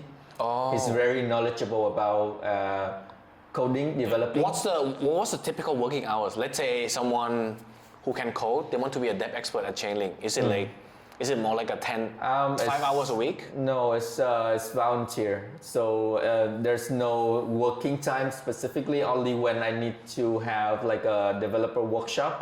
Then I would ask them to prepare the materials and content. How often do they have to give? Once a quarter, something like that? Yeah, like 1-2 times a quarter. Okay. The one that I have in Vietnam is the professor at his school. So he just incorporates Chainlink related content to the curriculum that he's doing with the students. So that's one activity that I can find.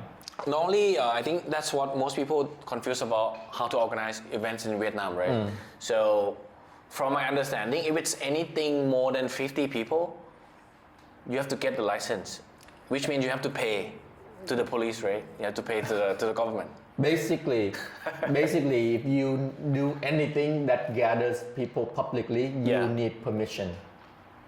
Right? Is there a requirement on the number? If I have to put a number, then I say you gather some meetup that has more than 40 people, you would need 40. Yeah. But it's not written rules, right? It's just an estimation. It's not something exactly written. Yeah. It's not a written rule. Okay. Yeah. And it depends on the content that you share, as well as it depends on the agenda that you have as well. Let's say I want to get maybe 2 traders on a panel to talk about what's happening with the market, what are the interesting narrative, what airdrops available, like something like that. Like no association with any project at all. We talk about the market in general. So how about that? There's no shilling anything. If you do that, you are advised to inform the local authority about what you do. Inform as in you can list the details of your event and send it over to them so that they know what you're doing. Okay, so let's say I sent, so I need to send them, and then how many days they're gonna get back to me? It depends on their availability. Like if you know someone you can talk to, and they're willing to help, then a few days, like 1 or 2. Or if you apply to like the department of culture, etc., everything, then it would take very long for that to be processed. Yeah, so basically you need to know someone, you need to know the backer, right? Yeah. This is typical. Do we need to pay? What's a typical? Let's say I want to organize 100 people. There's no typical, I think. There's no typical way to do that. It's not typical. It's not a typical thing to do. You can, I think... How expensive is the license? If I want to organize 100 people event? Well, How I mean, much? if you, for me, if I do that, Yeah. and I'm not obliged to pay anything. I need to Because you know what I someone. need to do is to inform them. But what I do is, I cannot ask somebody to keep helping me for no reason, right? Yeah. So it's something between me and them. It's not about the system. It's not about, you have to do that in order It's to get basically this. it's your social capital, your social connection between you and the authority. Exactly. That's why. Oh. Yeah. So probably that's gonna be super difficult for an international project that don't have a Vietnamese representative. That's gonna be and very difficult, right? It's difficult, but at the same time, I think it's proper to do that because for the last 2 bull runs, there have been so many projects like claiming themselves as international, Yeah. coming to Vietnam, hiring like a restaurant or like a conference room, Yeah. and inviting people randomly to come and introduce about the token, right? And asking people to put money down for the token. So A lot of scams, basically. yeah. So if imagine if the government cannot control all of that because you hire like a like closed room, right? And you don't know what people are sharing, and then you don't know how people are Yeah. asked to put money. So they down want there. to like protect the consumer. So it's Yeah, more like so the I SEC. At least if you want to do something like that and you do that through a Vietnamese person who knows that he or she, when helping you, need to inform the local authority. At least there is everyone is informed and everyone can make informed decision. Okay, so let's talk about centralized exchanges landscape and retail behavior. So let's start like, what kind of behavior that you see from retail? Is it like degen, meme coin trading, airdrop farming, or yield, or? I say airdrop farming Airdrop is is number one, right? Number one, yeah. Meme coin, Meme coin, shitcoin, number 2. is number 2. Trading. I see that What's more popular? Like, let's say trading spot on the central exchange, trading perps on central exchange, or trading I shit at coins. least say future. Perps, right? Yeah, future is the biggest. And in Vietnam, I think BingX is most known for future trading. BingX. Yeah. Oh. As I think they have never a very expected good this. policy for future tradings. Spot, I think people would do. Let's do this ranking first. Right. So centralized exchanges, what's number 1 in your opinion? Would be Binance number one. Binance. Is And it like then- okay? Second. Second, I'll say OKX. Yeah. OKX, BingX. BingX number 3. Yeah. Oh. And Never expected this. a few other names I can name is Bybit, Maxi. Bitget, Maxi. Yeah, Maxi, They're probably like. Bybit, Bitget. I think Oh. would be along that rank. What did they do? Like, I'm very surprised that BingX is like number 3. BingX is like, I think if you ask the Thai or the Koreans, like most people would not like Would not know. expecting this. I think they spend a lot of most efforts people, most people would probably expect like Bybit right. or like Maxi or Bitget, right? Yeah. In So Thailand. what did BingX do? I think they spend a lot of efforts on branding. Yeah. Like GM Vietnam, they would be the title sponsor. They Yeah. color the logos everywhere. Oh. They have a very strong business development team, very aggressive team. They treat the KOLs very well, right? And the KOL bring the volume. Yeah. I think it's similar in Thailand to Vietnam. Okay, this I don't know, but I think it's similar that traders are in like trading communities, right? Yeah. So of course the trading communities are under the the rep of the community lead. Yeah. And so we have so many communities like that in Vietnam. The BingX team, I think they work very closely, and also they take care of the community traders very well. So I say. But still cannot beat OKX, yeah? OKX number 2. In terms of volumes, I don't know, but in terms of branding, if you have to and guess, impact. if you have to guess, Right. you think OKX still number 2, right? On the volume side. I take it on many aspects, many perspective. Many criteria to be exact. They build their brands very well. They have connections with KOLs and with traders, and they have connections with the government, with local associations, etc., and other activities like educational activities. So I take it on a more broader level. Go back to the association. How many big associations were there? In Vietnam, Yeah. I say VBA. The biggest one and long-lasting one would be VBA. We used to have VBU, which is Vietnam Blockchain Union, Yeah. but VBU is inactive for quite some time. They think this VBA thing, they're more like blockchain agnostic, SEC agnostic, right? Like they don't tie to anyone. Yeah. Or they take sides. Yeah, they are the only government-approved association of blockchain. So it means they cannot take sides, right? They cannot take sides from the big No, X. they cannot. I think their mission and also their job is to gather intelligence from the industry and also supporting industry players in terms of developing Vietnam, crypto landscape. And recently, last year, I think there was the establishment of Ho Chi Minh Blockchain Association, which is HBA, and I think that's the major. So right now the most active one is VBA. Is VBA, yeah. Second one is VBU. No, VBU is no longer active. Oh. It was one of the HBA. and HBA. Okay. So Is there any difference between the two? Just Ho Chi Minh. of course, the name is different, Yeah. and then I think VBA has a longer reputation. Like they have been there for quite some years now, and while HBA is only I think 2 years old now, 1 year old or something now, and the name HBA means that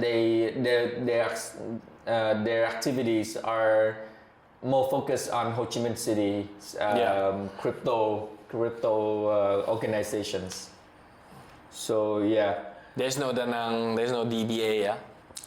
No, there's no DBA. Maybe you can start one. I think Da Nang authority, they have a different plan.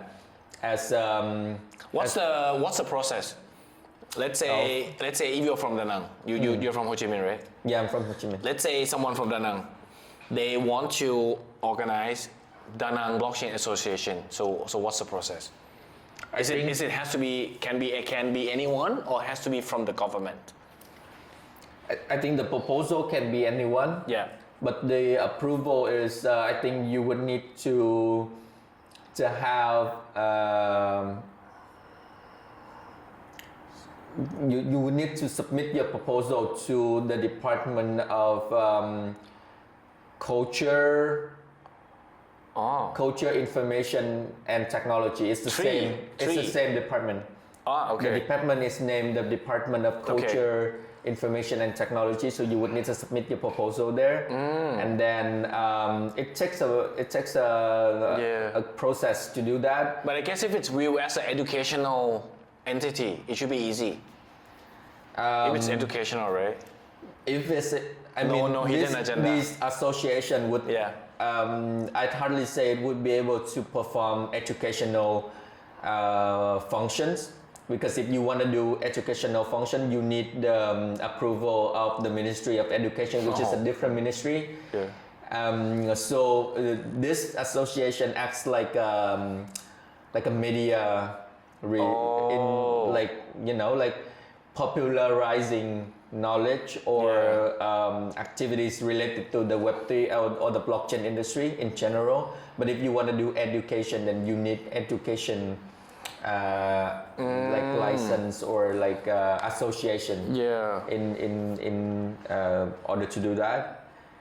So yeah. Okay, let's go back to centralized exchange. Okay. Number 1, Binance. Number 2, OKX. Number 3, BingX. If you have to guess the market share, just guess. Is it like Binance 60?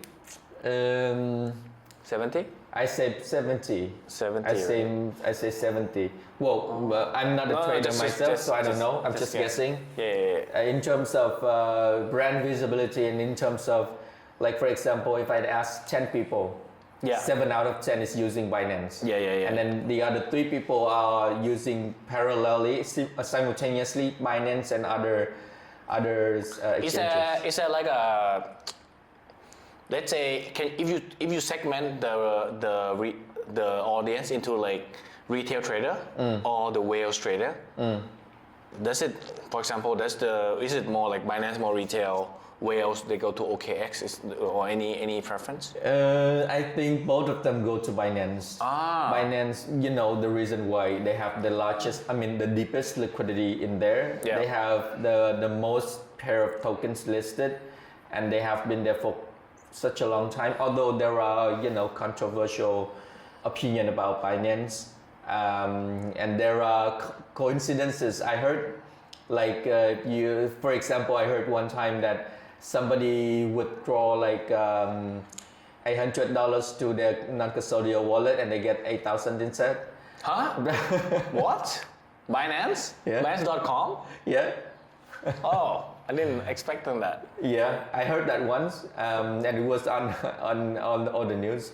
Yeah. But I think they have the deepest liquidity. Deepest liquidity, yeah. And also the most pair of tokens. So yeah. So basically, I think the cool thing about Vietnam is that you guys don't have a local exchange. We don't. It's not like in Thailand we have BitCup, we have BitCup, we have Bitasa. In Korea they have Upbit. In Vietnam, every user go directly to the global exchange. Yeah. Yeah. So how do you transfer? Let's say you have you use Dong, right? You call Dong, right? Yeah, Vietnam Dong. VND. Okay, so $1,000. How much Dong? $1,000 is around 28 million VND now. Oh shit, million.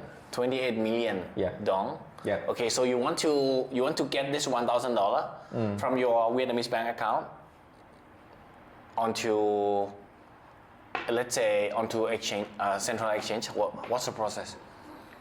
What's the typical process? First thing first, I cannot get my USD to centralized exchange from my bank account because none other currencies than Vietnam Dong is allowed in Vietnam. So let's say I can only get Vietnam Dong. Yeah, so you have 28 million Dong right now. Okay. So the way now is to P2P. P2P. P2P Binance, right? So you have to do that, use Binance, that function. you KYC with Binance. Yeah. You KYC with your bank account. Okay. And then you buy P2P using your bank account, right? And it applies for other centralized exchanges. So BingX and OKX, they also have P2P? Same thing, yeah, they do. Quite a lot of merchants, quite a lot of P2P merchants doing that as well. Of course, any markets, there are OTC, but OTC is a different story. So yeah, the way is P2P now. So I guess for the larger amount, people do OTC. For the larger amount and for so many other reasons, we cannot say. So many other reasons. Yeah. But people do that. Yeah. And there are people who have been doing OTC in Vietnam, and popularly known. Yeah. Yes, but I say. Do you know how much they charge? Like commission? OTC for OTC, yeah. I think if small amount they would do like 5%, and if big amounts they would do like 2%, I think. 5? That's fucking expensive. So expensive. Well, if you're not paying like 5% for OTC, then you're paying for 5% of commercial trade. Taxes. Oh. So it's the same thing. 5% tax? Like trade tax, I think. What is trade tax? Is there such a thing? I mean, You mean capital gain tax? yeah, I think so. But capital gain tax, you have to make money first. Because when No, let's say I have 1 million baht or whatever, right? I make one swap, I go back, I have the same amount, I don't get tax. I have to make money. So in that And then case, they you would gonna have to tax this. declare what kind of activities, what kind of trading activities like that. Because if you have a amount of money and then you do something and you get that back, it's you who know that activity. The people who look at the order book do not know. They might think you're trading with somebody else for something. Okay. And that incurs Okay. trading. So, for example, if you do P2P, the centralized exchange is supposed to get 5% out of what you do in order to pay the tax for that trading activity. But if you do OTC, then it depends. Do you know anyone who get freeze, like the bank account freeze by the police? Something or something like that? There are cases. I mean, like for example, I can share like in Thailand. But I'm not sure whether this apply to Vietnam or not. Because in Thailand we have localized exchanges. Like me, even if I have 1,000 baht, like $30, I can scan the QR code. This 1,000 baht to Bitcup, and then like 1 second I get the money on the centralized exchange right away, right? So right now, the government want to ban P2P. Because P2P, they cannot track where the money is coming from. And there's like a lot of illegal money over there, right? So somehow my bank account used to got freeze once. So I have to call the bank saying that like I'm not this is not like the great money, you know. I heard so many cases being the bank account being freeze because of unrecognized or unregular like trading like activities. Yes, there are cases, and you have to submit a whole bunch of documents Yeah. and maybe receipts, bills, everything to clear the case. So yes, I heard of cases like that. So right now there's no for the audience. So right now there's no local exchanges yet in Vietnam, But then there's a new law. So from the research is that in September this year, so the government launched like a 5-year pilot program for licensed crypto trading, which means but then the minimum capital requirement is around 380 million USD, which is like 110 trillion Vietnamese dong, right? Which is a lot of money. And after 6-month period, like trader on the unapproved platform would face fine or criminal charge. So that's like basically they want to legalize the sex, right? Basically. Yeah. That's what they want to do. So what's your thought on this? First thing first, and I say this as a person who is a Vietnamese person and who listen to opinions within the community. I say this does not make much of a sense for the majority of people because to go a little bit deeper on what you just mentioned, after the 6-month grace period, traders, first thing first, they are asked to move all their access to centralized exchanges. With the license? Yeah, with the license. Which does That's not a big ask. Yeah, which does not make sense for a lot of people. Yeah, it's going to be very difficult. What about people in DeFi, right? Staking, lending, etc. everything. Yeah. People want to keep their access in their non-custodial wallets and everything. And then tradings on unregulated exchanges can be fined or can be classified as criminal records, which are I know for some reason from the perspective of the government, control is something, and then money laundering, so basically it's impossible, almost impossible to force people to move from global exchanges to the local one, right?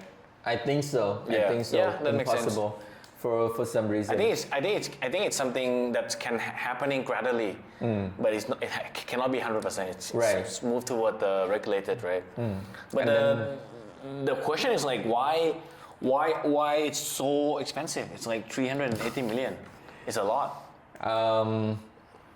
The reason why, I'm to be honest, I don't know the reason why. Yeah. But what I know is this $380 million US dollar is considered as equity, and it has to be put as a deposit into and controlled by the central bank, and you're not going to be able to use this money for operations.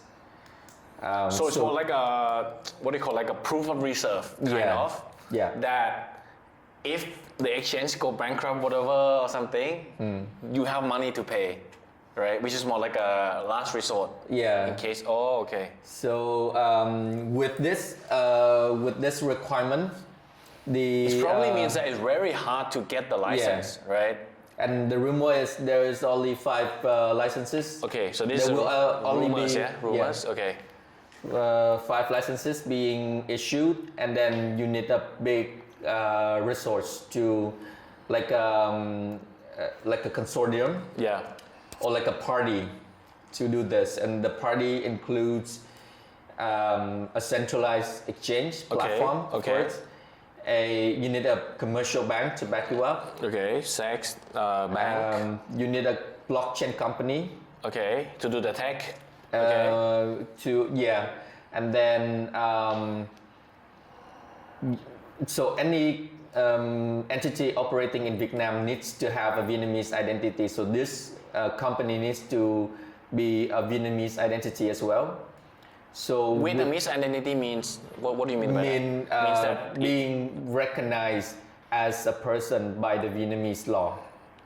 Does it requirement that is it more than 51% equity should be Vietnamese? Like for example, let me give you an example. Like for example, if you have Starbucks, right? Yeah. Starbucks International, and Starbucks is operating in Thailand as Starbucks International operating in Thailand. Yeah. But in Vietnam, Starbucks came in, they have to establish a company called Ý tưởng Việt. Yeah. And then that company is doing the Starbucks business in Vietnam, but is recognized by the Vietnamese law as a Vietnamese entity. Oh, okay. See? And it happens to all kinds of industry. Coca-Cola Vietnam is Vietnamese. And then Coca-Cola International might invest in Coca-Cola Vietnam, but Coca-Cola Vietnam is a Vietnamese entity. See?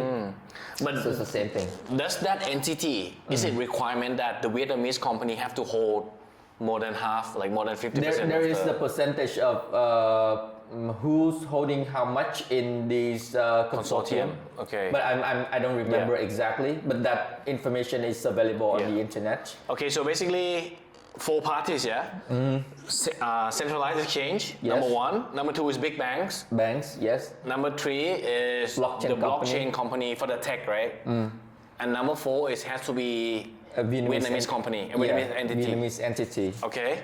So there are many consortiums being formed to do this. Okay.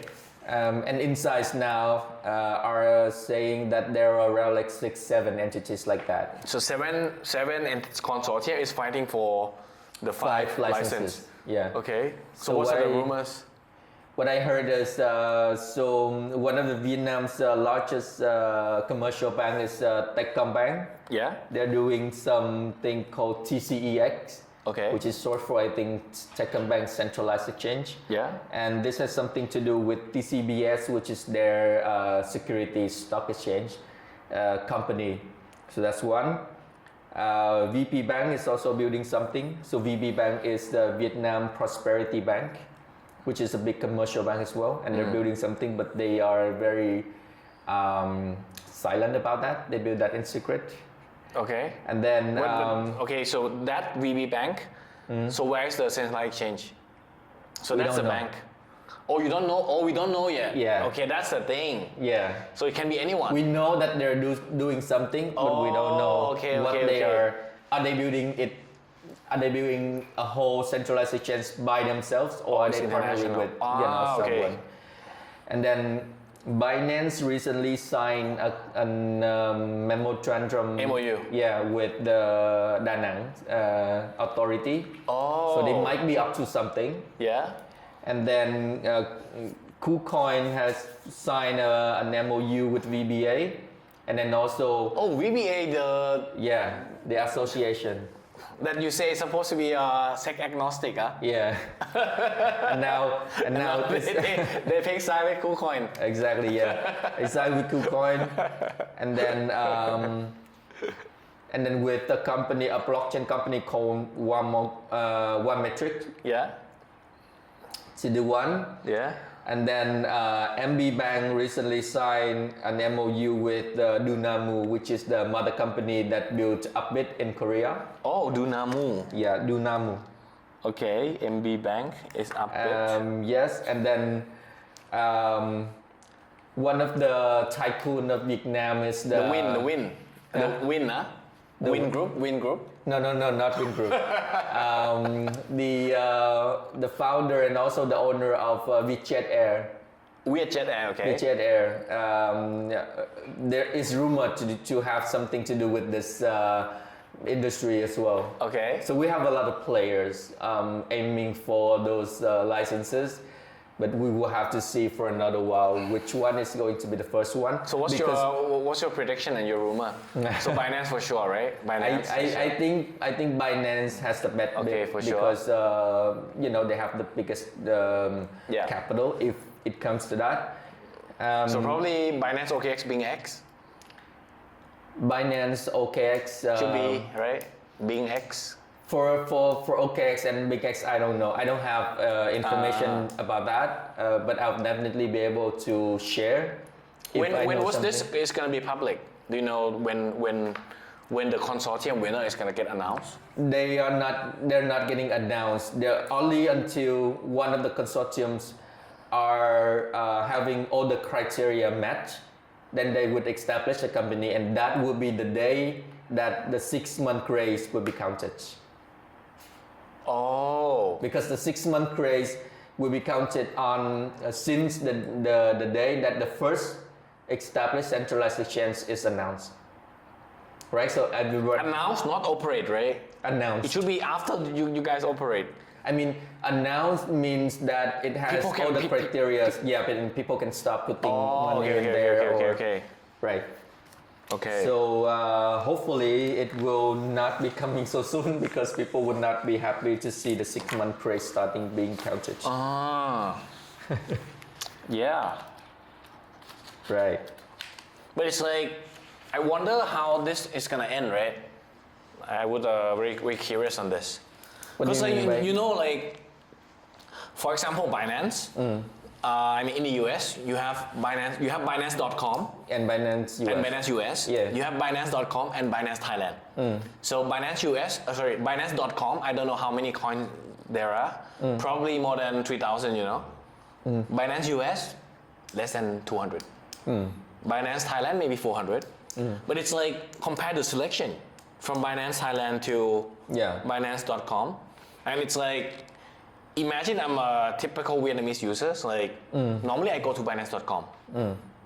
I can trade perps, I can do earn, I can access to 3,000 coins. And then I'm kind of like forced to use Binance Vietnam, which we don't know how many coins there are. But probably, if I have to guess, it should be less than 100 at first. Yeah. And it keep adding, right? That's going to be a big barrier. Very big barrier to switch back. Well, the thing is, which one is legal and which one is illegal? The one, right? the Vietnam is legal, right? So if you want to go for the legal one, if you want to be a user protected by the laws, and if you want to, not to have to worry about your coin being confiscated because of illegal activities, then that's a legal reason. Yeah, but if you care to venture, something out of the law, then it's your choice. Yeah, but compared to Thailand, for example, like Binance Thailand, so you cannot trade perps. So let's say Binance Thailand, Binance.com, Binance Thailand 400 coins, Binance.com 3,000. Binance Thailand no perps, Binance.com you can trade perps. Right. and because of perps, you can do margin and you can earn, right? So you can. So how earn works is that you basically let the people who want to leverage borrow the money. So it means that Binance.com, you can lend your USDT out. You can get yield. Binance Thailand, no yield, zero. Yeah. So it's like very hard to like if you already use Binance.com, very big friction to go back to Binance Thailand. I think. But what the government do to encourage all this switching back is that they have this 5 years capital gains tax free to make sure that if it's within the Thai jurisdiction, if you make money on it, so it's capital gains tax free. And I'm sure you heard about it. Yeah. Maybe Vietnamese can follow this. It's additional incentive.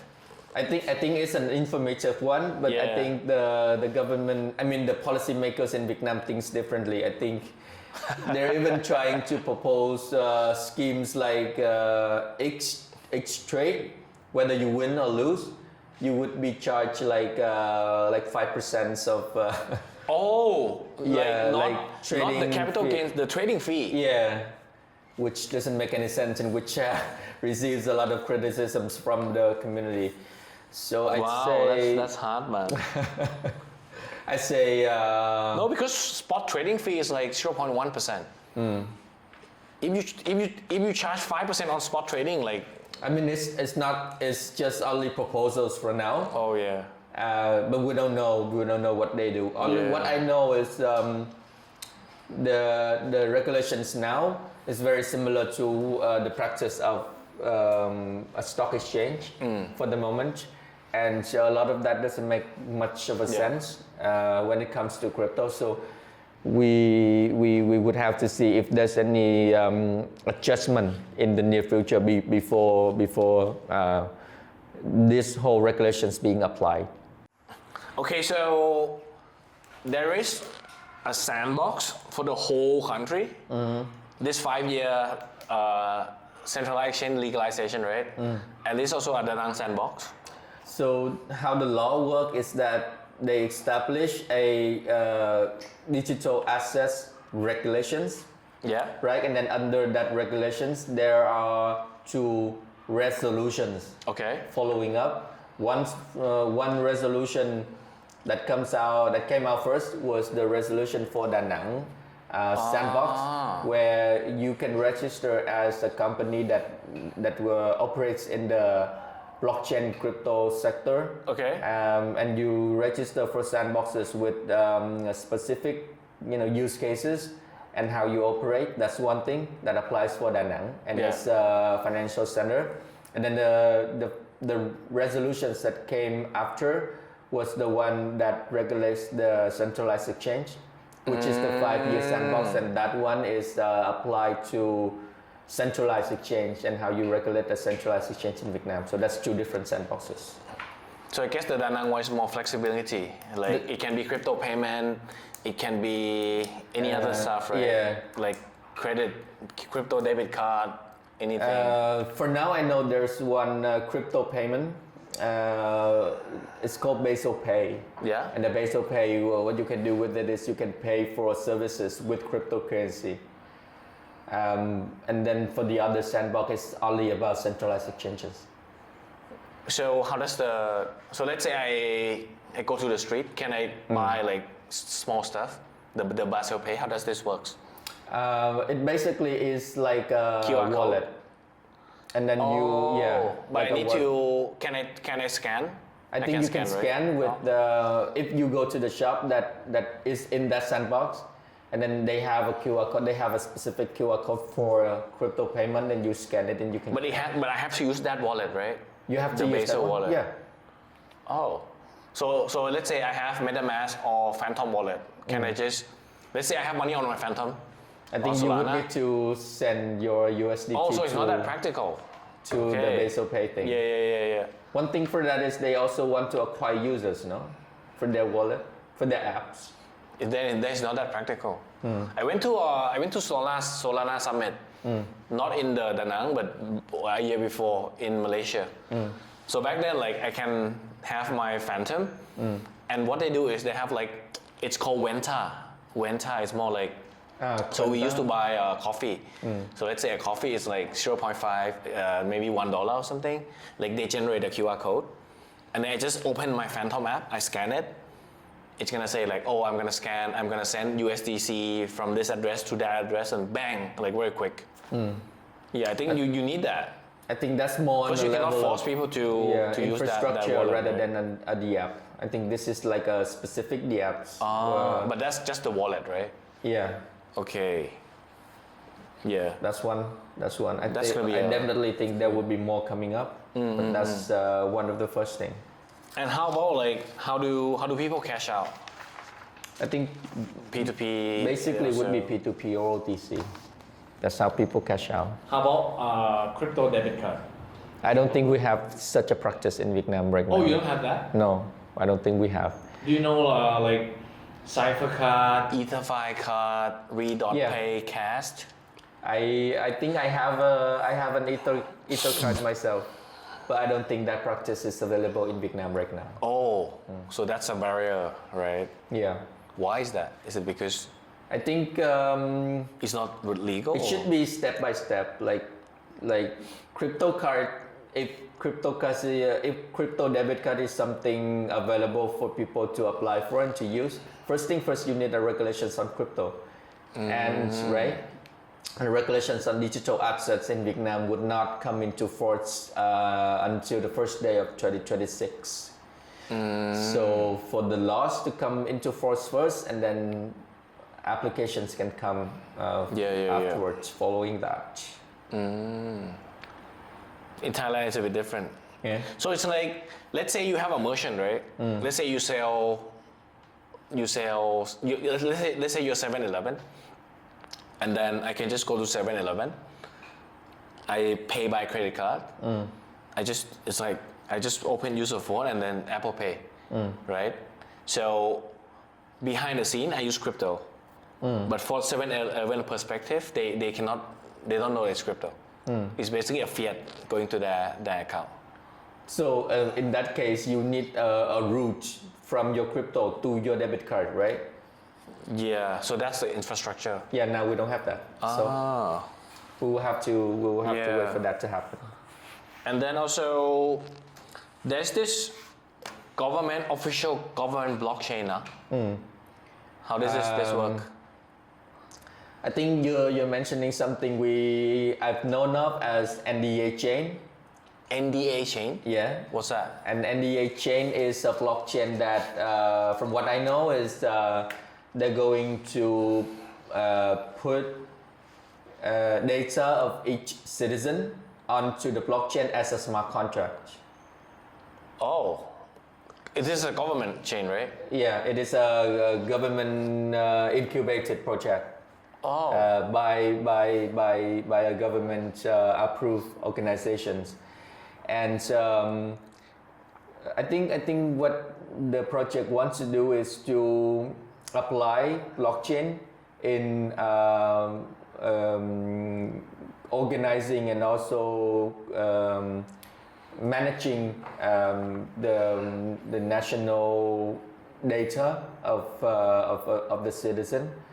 And we have been using kind of like an electric system of managing our identity and also our information for quite some time. And now I think what they want to do with this blockchain is to bring that data onto this chain. So instead of the centralized database, you want to move into a blockchain, right? For the blockchain, and which means that all the data is available for I think this is very cool. Yeah. This is amazing. And Are they still doing this? Yeah, the project is still going on. Oh. And when is this gonna? Is this gonna? I don't have that launch? information for now. I only know that they have established the white paper, and they have mentioned very specific use cases on that white paper. So it's the government is backing this project. It's 100% funding from the government. There is no official information about that. The official information is only this NDA chain is built by government approved organizations, I say. I don't know about the funding and everything. So I can see it's two ways of doing that, right? It's like one way is the government do this themselves. Another way is the government say they want to do this. Yeah. And then you can have like 5 consortium try to exactly. bid for this as well, No, right? so far for now, I know there's only one organization doing this. And there's Makes only sense, makes one NDA chain. That makes sense. But I think it's a good idea. Another one, I think, not government approved. I mean, not government built, but also incubated by government is chain tracer. I think chain tracer. Yeah. The role of this project is to trace activities of Criminal. crypto related traders. Like recently, Like an on-chain detective, huh? yeah, like recently one of the tycoon in Vietnam got jailed for illegal how do I put it, illegal fundraising, and the activities were traced by that chain tracer program. So it's about like AML purposes, right? Anti-money laundering. Yeah, money laundering or malpractice of fundraising. So many different kinds of activities. Okay, let's talk about social media and KOL landscape. Right. So right now, what's the most popular social media? Messaging media would be Telegram, and Telegram? Yeah, and social media would be Facebook. Messaging Number media one. is Telegram, social media is Facebook. Yeah. So number one is, so let's talk about social media first. Facebook is number one. Right. Is it like most people have Facebook, right? Yeah, and I think people also use Instagram. Yeah. For young people only. Okay, similar. And for Gen Z specifically, TikTok. TikTok would be the platform. How about Twitter and YouTube? Twitter, I think, only popular amongst crypto people? and then specifically DeFi people. Or DeFi? Right. And then messaging would be Telegram. Number one messaging app is Telegram. For crypto No, industry. I'm talking about for the whole population. For the whole population would still be Messenger? and something not available to foreigners we call Zalo. Okay, so ZA. Messenger. Okay, but Messenger is still number one, right? Messenger would still be number one. Yeah. Number two is Zalo. ZALO. ZALO. Zalo. Zalo. What's number three? Just two. Instagram, let's say. So it's not like. And then Telegram for crypto. Yeah.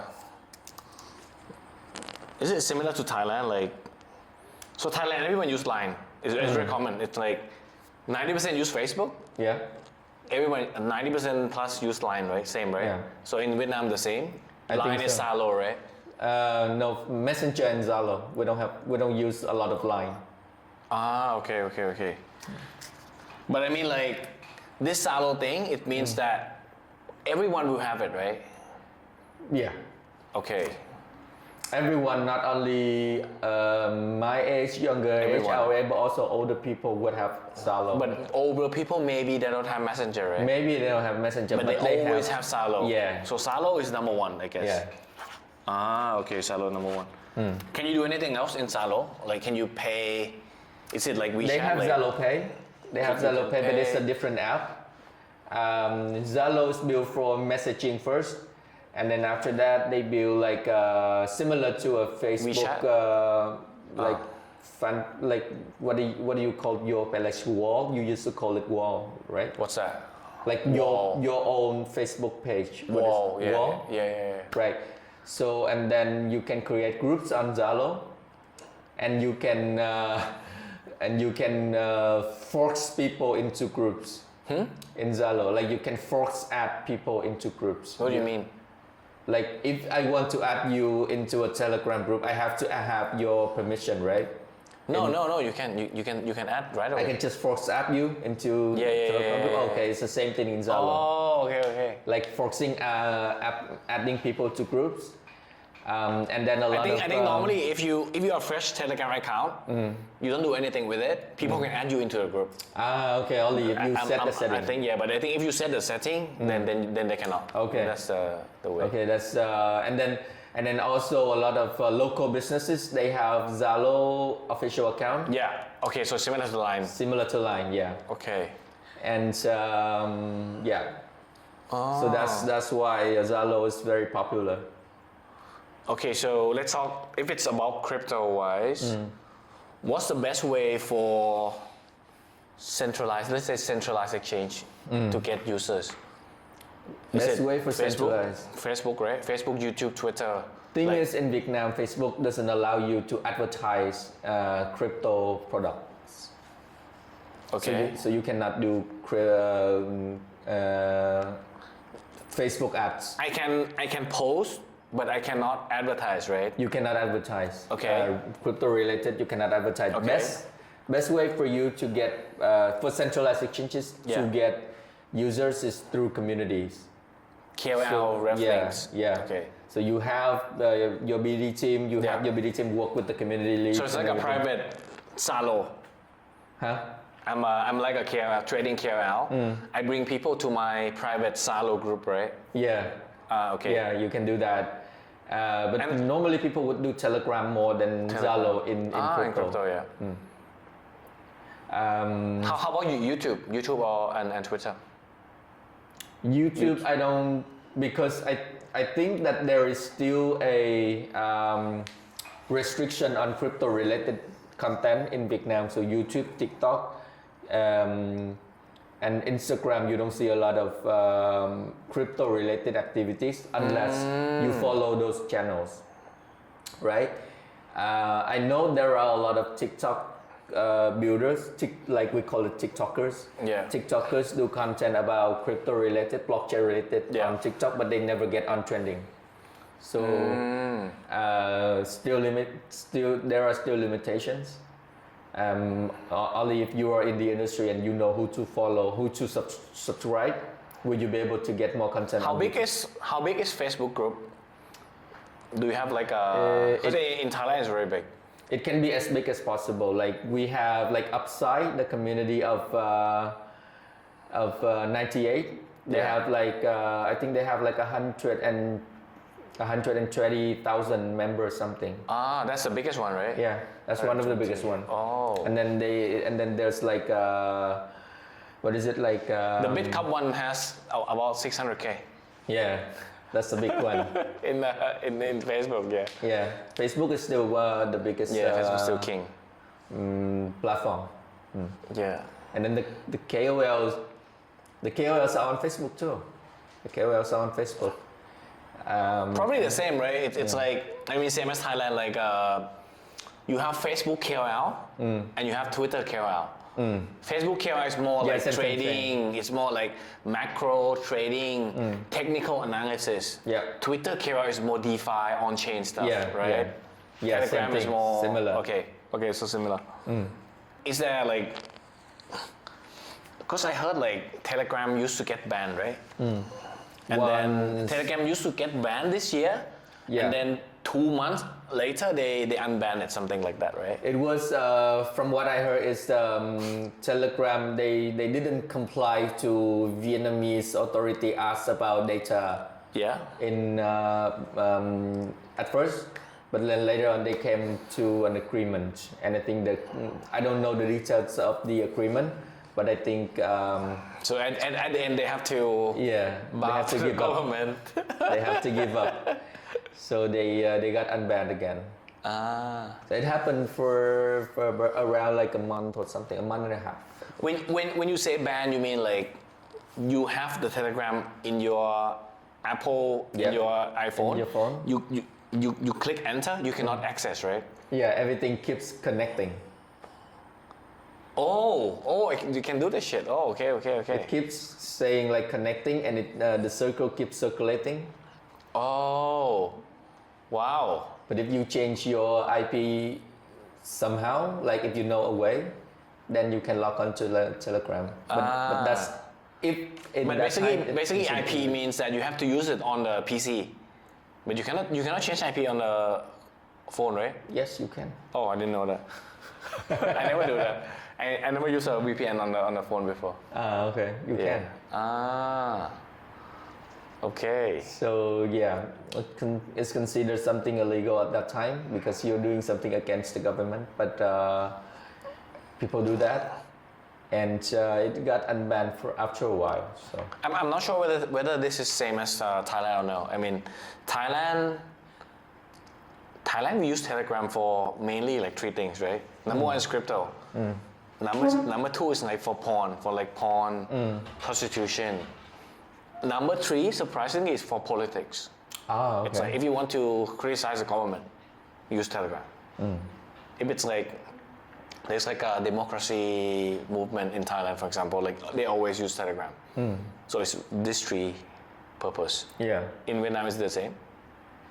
For what I know, Because- is that number one is for crypto. Yeah, Number two is for underground activities, everything underground. like every other thing. Yeah, like Gambling. I think they do gambling. Gambling or- is it legal or illegal? It's illegal in Vietnam. Illegal, yeah. Yeah, you can go gambling in Vietnam. But people do gamble, yeah. I think so. On the illegal website. On the legal websites, even in real life, like they organize in real life. Casino. Yeah, like illegal casino. Like recently, there are some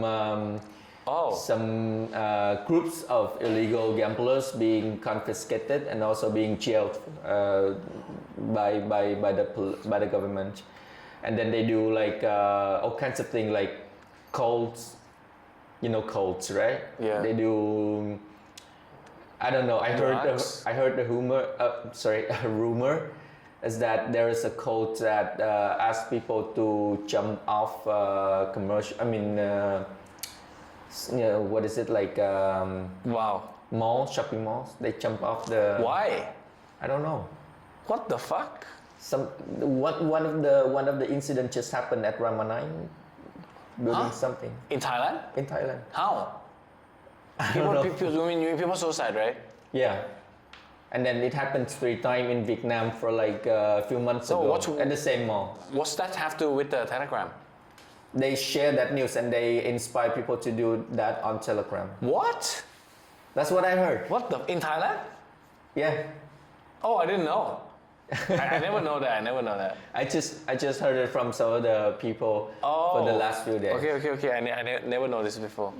It's like I can share this. This is alpha for me. So it's like, let's say there's a fire at like the biggest shopping mall in Thailand. You can name everything, right? Like let's say that. So on the news, they will say like, oh, fire on the biggest shopping mall or something. They will say that. But on Twitter, you exactly see like what's happening. Like you're gonna see the fire, you're gonna see people walk out, you're gonna see the name of the shopping mall. Yeah. But on the news, you cannot. They don't do that. It's just the same, right? Because they don't want to damage the reputation of the mall. Yeah. They would try to hide it in some ways. Yeah. They would. For example, if there's a video clip, Yeah. they would try to hide it on public. So it's only Twitter. Yeah, only and on Telegram, right? Twitter, on Telegram, you would see that. Yeah, same. Does Vietnam really have many builders? Definitely. We have Axie Infinity, which is definitely coming from Vietnam. Kyber, definitely from Vietnam. Pendle, for some people who don't know, they're CTOs from Vietnam. So as many other like Coinade wallet from Vietnam, host station from Vietnam. So we got the best from Vietnam. But at the same time, we also got the worst from Vietnam as so many scammers. I feel bad and I feel ashamed to say this, but this is the truth. That A lot of scammers. Vietnamese developers have a very high reputation, yes, but also bad reputation when it comes to when people hear like, oh, this project is developed by Vietnamese people, then they tend to be afraid, and that should not be something that that is attached to the name of Vietnamese builder, because I have been in the industry for quite some time and have met quite some people to know that for people who are seriously building, the Vietnamese people, they are really talented, and they know what they want. They know what they are building, and they go for it. It's just because sometimes the bad reputation is also a barrier to them for them to go out there to introduce. What do you think are the secret sauce? So why there are many projects like Pendle, like they're really successful on a global scale, right? So much TVL, like almost like 10 billion TVL or something. They're very big. Like, what's the secret sauce of why so many Vietnamese projects like go global? I think experience is everything. I think Vietnamese builders have been exposed to the international landscape very early. Like we have Axie Infinity, now Sky Mavis, the whole company, and Ronin blockchain. Wait, so Axie Infinity is coming from the whole team started as a Vietnamese, right? The founders are Vietnamese. All founders?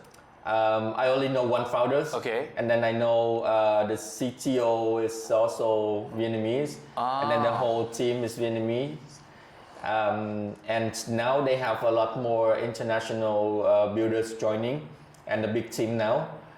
Yet the game was really good. Like Axie Infinity, like the game itself. I mean, if you play for like less than 10 hours, I think it's fun.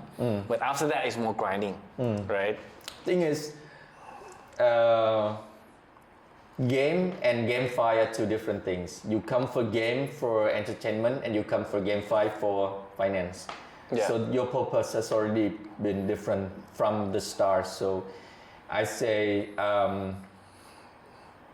the thing is you need to know your audience. Who are you building your platform for, right? And for the majority of Vietnamese developers and builders I know, they are well trained in that sense.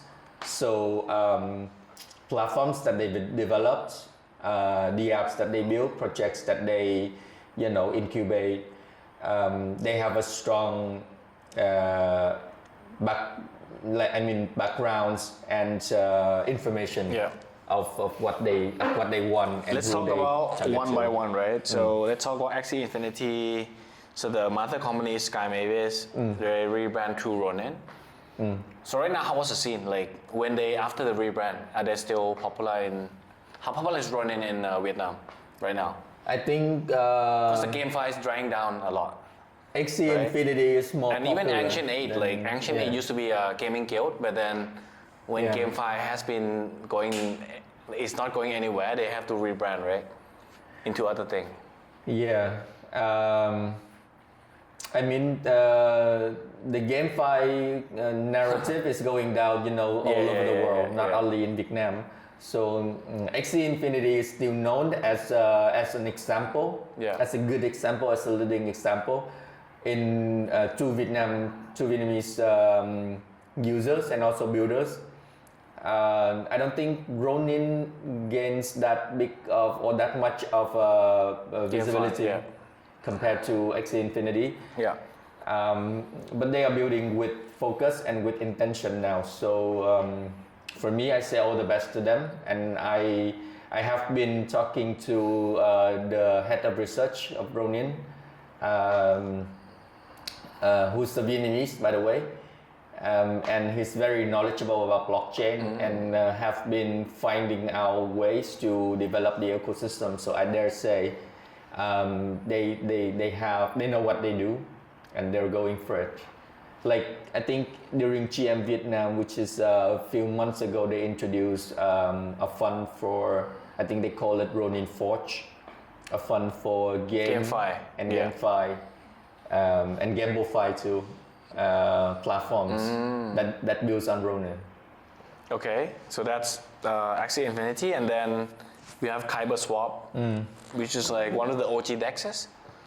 Yeah, and then they got hacked, right? I think they got exploited. Yeah, that's the word you want to say. It was quite big, yeah. Everybody was well informed about that. It was actually a. I just know that Tian, Tien Lee, the Pendle founder, the Baltic guy, he used to be a BD at KyberSwap. You know? That's interesting. I don't know if I don't know him personally. I think the incident on Kyber network, what happened was there was one time the user was swapping a pair without checking the liquidity on those two pairs. Yeah. And that one was having nothing to do with the platform. It was having everything to do with the pair of token the users were swapping on. So that's one thing. But the other thing is there were a hack on the system, the platform after that. And the team, what I see as a positive sign for the team is they didn't quit, right? Yeah. They didn't abandon the platform. Like there was no hope. They fixed it, and they keep building the platform ever since. So I say they're serious builders. Okay, so that's a theme. Okay, so that's Kyber. And then Pendle, how do you know, do they have many people in Vietnam? I think Is it just a dev team? Mostly developers, right? I don't know their team like personally, but I know the CM in Vietnam. And I think they're growing a community quite. I was at that office in Singapore, but I'm not sure whether they have like a dev team in Vietnam or no. That's the thing. I'm not sure. I say this generally is that the majority of organizations in our industry, they would tentatively try to hide the whereabouts of their dev teams. I don't know if it's because of the reason It's cheaper. I think maybe that's one of the reasons. Do you know, like, let's say, But another one is about security, I think. let's say I want a full stack engineers around 5 years of experience. 5 years of experience. So how much? What's the salary in US? If I hire them from Ho Chi Minh, full stack, 5-year experience. I don't think I have the correct answer for this one because it varies. And then also, I don't hear a lot of people do that. I mean, like, they don't do that individually or solely. They do that in a team. So what you can find more easily in Vietnam is if you have an idea, you have a platform you want to develop, and you find a team to do that for you. You would be able to find it better than you find a full stack developer. I was thinking it as like a student perspective, right? Like, if I come out of universities, probably the highest paying job probably be doctor, right? Doctor probably highest paying. Engineers is second, I guess. In Vietnam? Yeah. Yes. Engineering. Lawyer is less than engineers, right? Lawyer is much less than engineer. Lawyer is not the pay grade for lawyer is not that high in Vietnam compared to engineers. Yeah, to international standard or engineer. It's like it's different from the US, right? US is like lawyers, like more than engineers. In Thailand, it's like engineers slightly more than lawyer. Oh, I think it depends on which lawyer, which engineers, yeah. Right. But in the US, it's like lawyer is here, engineering is here. Yeah, but I definitely say but the basically, labor cost is if you're engineer, you're like very respected, and you get paid more than the average, right? That's why many people want to pick engineering. Well, if you say IT engineering, then like software engineers, people who write codes. When you mean like respect, I say they pay the respect much more higher to the doctors and to teachers, professors, and then engineers consider like a proper career you can follow in the society. The respect is the respect to the fact that you have a proper career, not the respect that you have like a job that everybody look up to, I think. Yeah. No, I mean, like I'm talking about like the Asian parent, you know. The Asian parent, if you are doctor, lawyers, or engineers, it's gonna be much better than you are becoming a teacher, for example. From the parents' perspective. Yeah. From the society perspective. Yeah. You can say that, I think. Yeah. Okay. So what else? Alright Chain, Tomo Chain, I think Tomo Chain is more interesting. Tomo Chain is an OG chain, and then coin 68 or 98. No, 98. 98. The wallet bought it, renamed to Vision. Okay, I got it now. Okay, so how about funding? Is it hard for the local team to get funding? Funding from VCs? From VCs? Yeah. I honestly don't see a lot of VCs activities, like local VCs activities for the last year. What's the name of the local VCs? For some of the local VCs, Kairos Ventures? Yeah, like Kairos Ventures, Kyber Ventures. Oh. I think they do have one. Which one I can name? Like Kyber Venture, is it just DeFi or is it like any other type of investment? I'm not sure. Oh, okay. I'm not venturing into their. But basically Kairos and Kyber. Kairos Ventures. The top two. I don't see a lot of venturing activities for the last year and for the previous runs. You know, venturing, I mean, investing in crypto projects is still in the gray area in Vietnam without the regulations. You can be classified as illegal fundraising and investing in crypto projects. So, but I guess like if you're good, then you raise from like global VCs, right? There's so many. Yeah, maybe not the tier 1, maybe like tier 3, tier 4. Right. It's still possible. Yeah. And how about like Superteam involvement? What's your thoughts? I think Superteam Vietnam is one of the most active team of ecosystem in Vietnam. Because An tries Vietnam. The big boss is Vietnamese. Maybe part of it is the reason. Maybe part of it is they have a big team and they have. I mean, maybe they just hire the right people to do that. I wouldn't say it for myself, but it was because of Anchorman. How big is the super team in Vietnam? Do you know? So they have the lead. Okay, they have one lead. They have one lead. And they have 3 dev rail. And they have dev rails in each city. One Da Nang, one Ho Chi Minh, one Hanoi. Maybe more than one. I'm not sure. Oh wow! And then they have event organizer, and then they have social teams, and I think for what I know is they also incubate a media team as well to do like video specifically for Superteam's events. So they have a lot of resources in Vietnam. Are there a lot of projects from like maybe like friends builders that get grants for Vietnam? Because I think they've been giving out a lot of grants, right? Builders grants. There are projects that I have met, but while like internationally popularly known, I don't think so. I don't have the names in mind to say now. So basically, a lot of projects submission to the super team, but it's like it's very hard to from the project to like rise to the top, right? Yeah.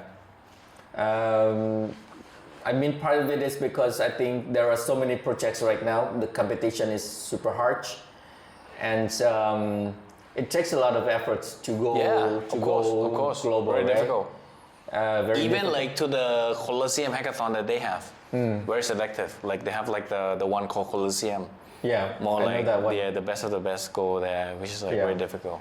I think I recently saw a post on the Colosseum stats. Yeah. I think there's like 50 something projects from Vietnam going for that one.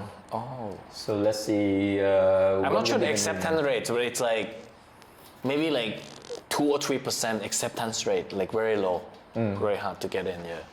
And they say they will announce something about those Colosseum projects in the Solana breakpoint.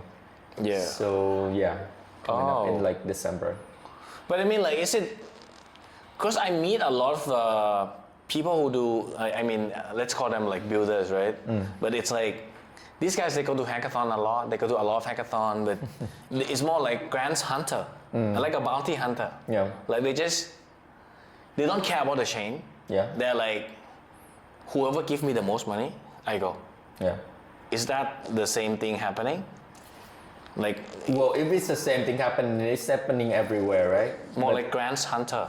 But I dare say there are grant hunters like that in Vietnam where they keep bringing their project to different ecosystem and to ecosystem getting the grants and claiming that the grants go back to their developers and everything and the platform never goes anywhere. But yeah, I don't know. For me, I feel like it's one of the problem that every ecosystem has to face, and Because it there's a matters. lot, because especially in Vietnam, because you guys have a lot of dev shops, right? And dev shops, all they think about is revenue. It's like, Yeah. which grants do I go? They just go, and then get. But then the struggle would be like, even when they get the grants, they don't. It's like, it's more like they just win the hackathon, get the prize. And most people, they stop there. Another step, it's like they get the grants and then they just do whatever until the grants finish, and then they just jump to the next project, right? Yeah. So the thing for ecosystem, I think most important thing is not to find the people who can't build a platform, but find the people who are building the platform for a reason. And the person who's building for a reason is going to go with the platform to the end. Yeah. So yeah, it's harder to find people like that, I think. Yeah. I think when I talked to you at Hai Di Lao, you mentioned something like a lot of grants hunter, but the project does not go anywhere. It's like a misconception about Vietnam of like their builders market. But then it just turned out that these people just become a grants hunter, and it's not going anywhere. Something like that. I'm not sure. I don't remember exactly the context, but what I would say is, I know that there are a lot of dev shops, right? Yeah. And then the dev shops, they already have the expertise on building the platforms. And what they care about is revenue, right? They Yeah. have to raise their teams and everything. The Yeah. developers, they are not. But the mindset is so different. Yeah. Like this dev shop mindset is like, I talk to a lot of dev shops, right? It's like, I don't care about the fucking product. Give me the money. Money come, I build. Yeah. That's it. I stop. It's like, it's not like a founder mindset. It's not like, Of course. I need to build a product. I need to iterate quick, get the consumer feedback, iterate, and then maybe sometimes it's like the idea does not work. I have to pivot to the next idea. It's not like that. It's like It's very money driven. Yeah, the thing is, if you want to find somebody who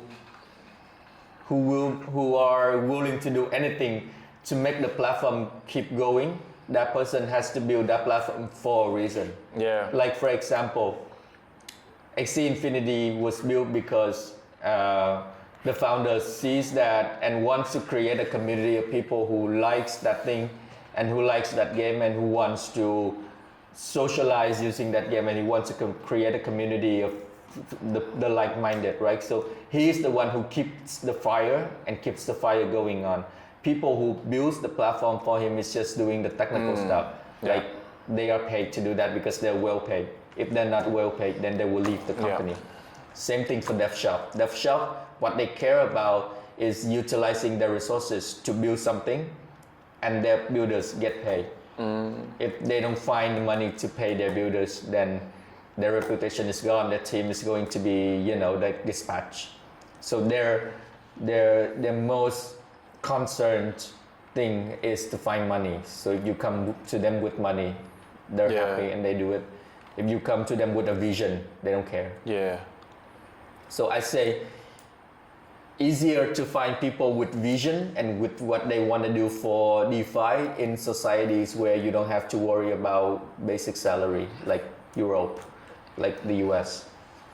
And then come to the poorer side. The poorer side of the world where people care more about the money, care about daily life, right? And use them as the workforce that works for you and build the thing that you want to build.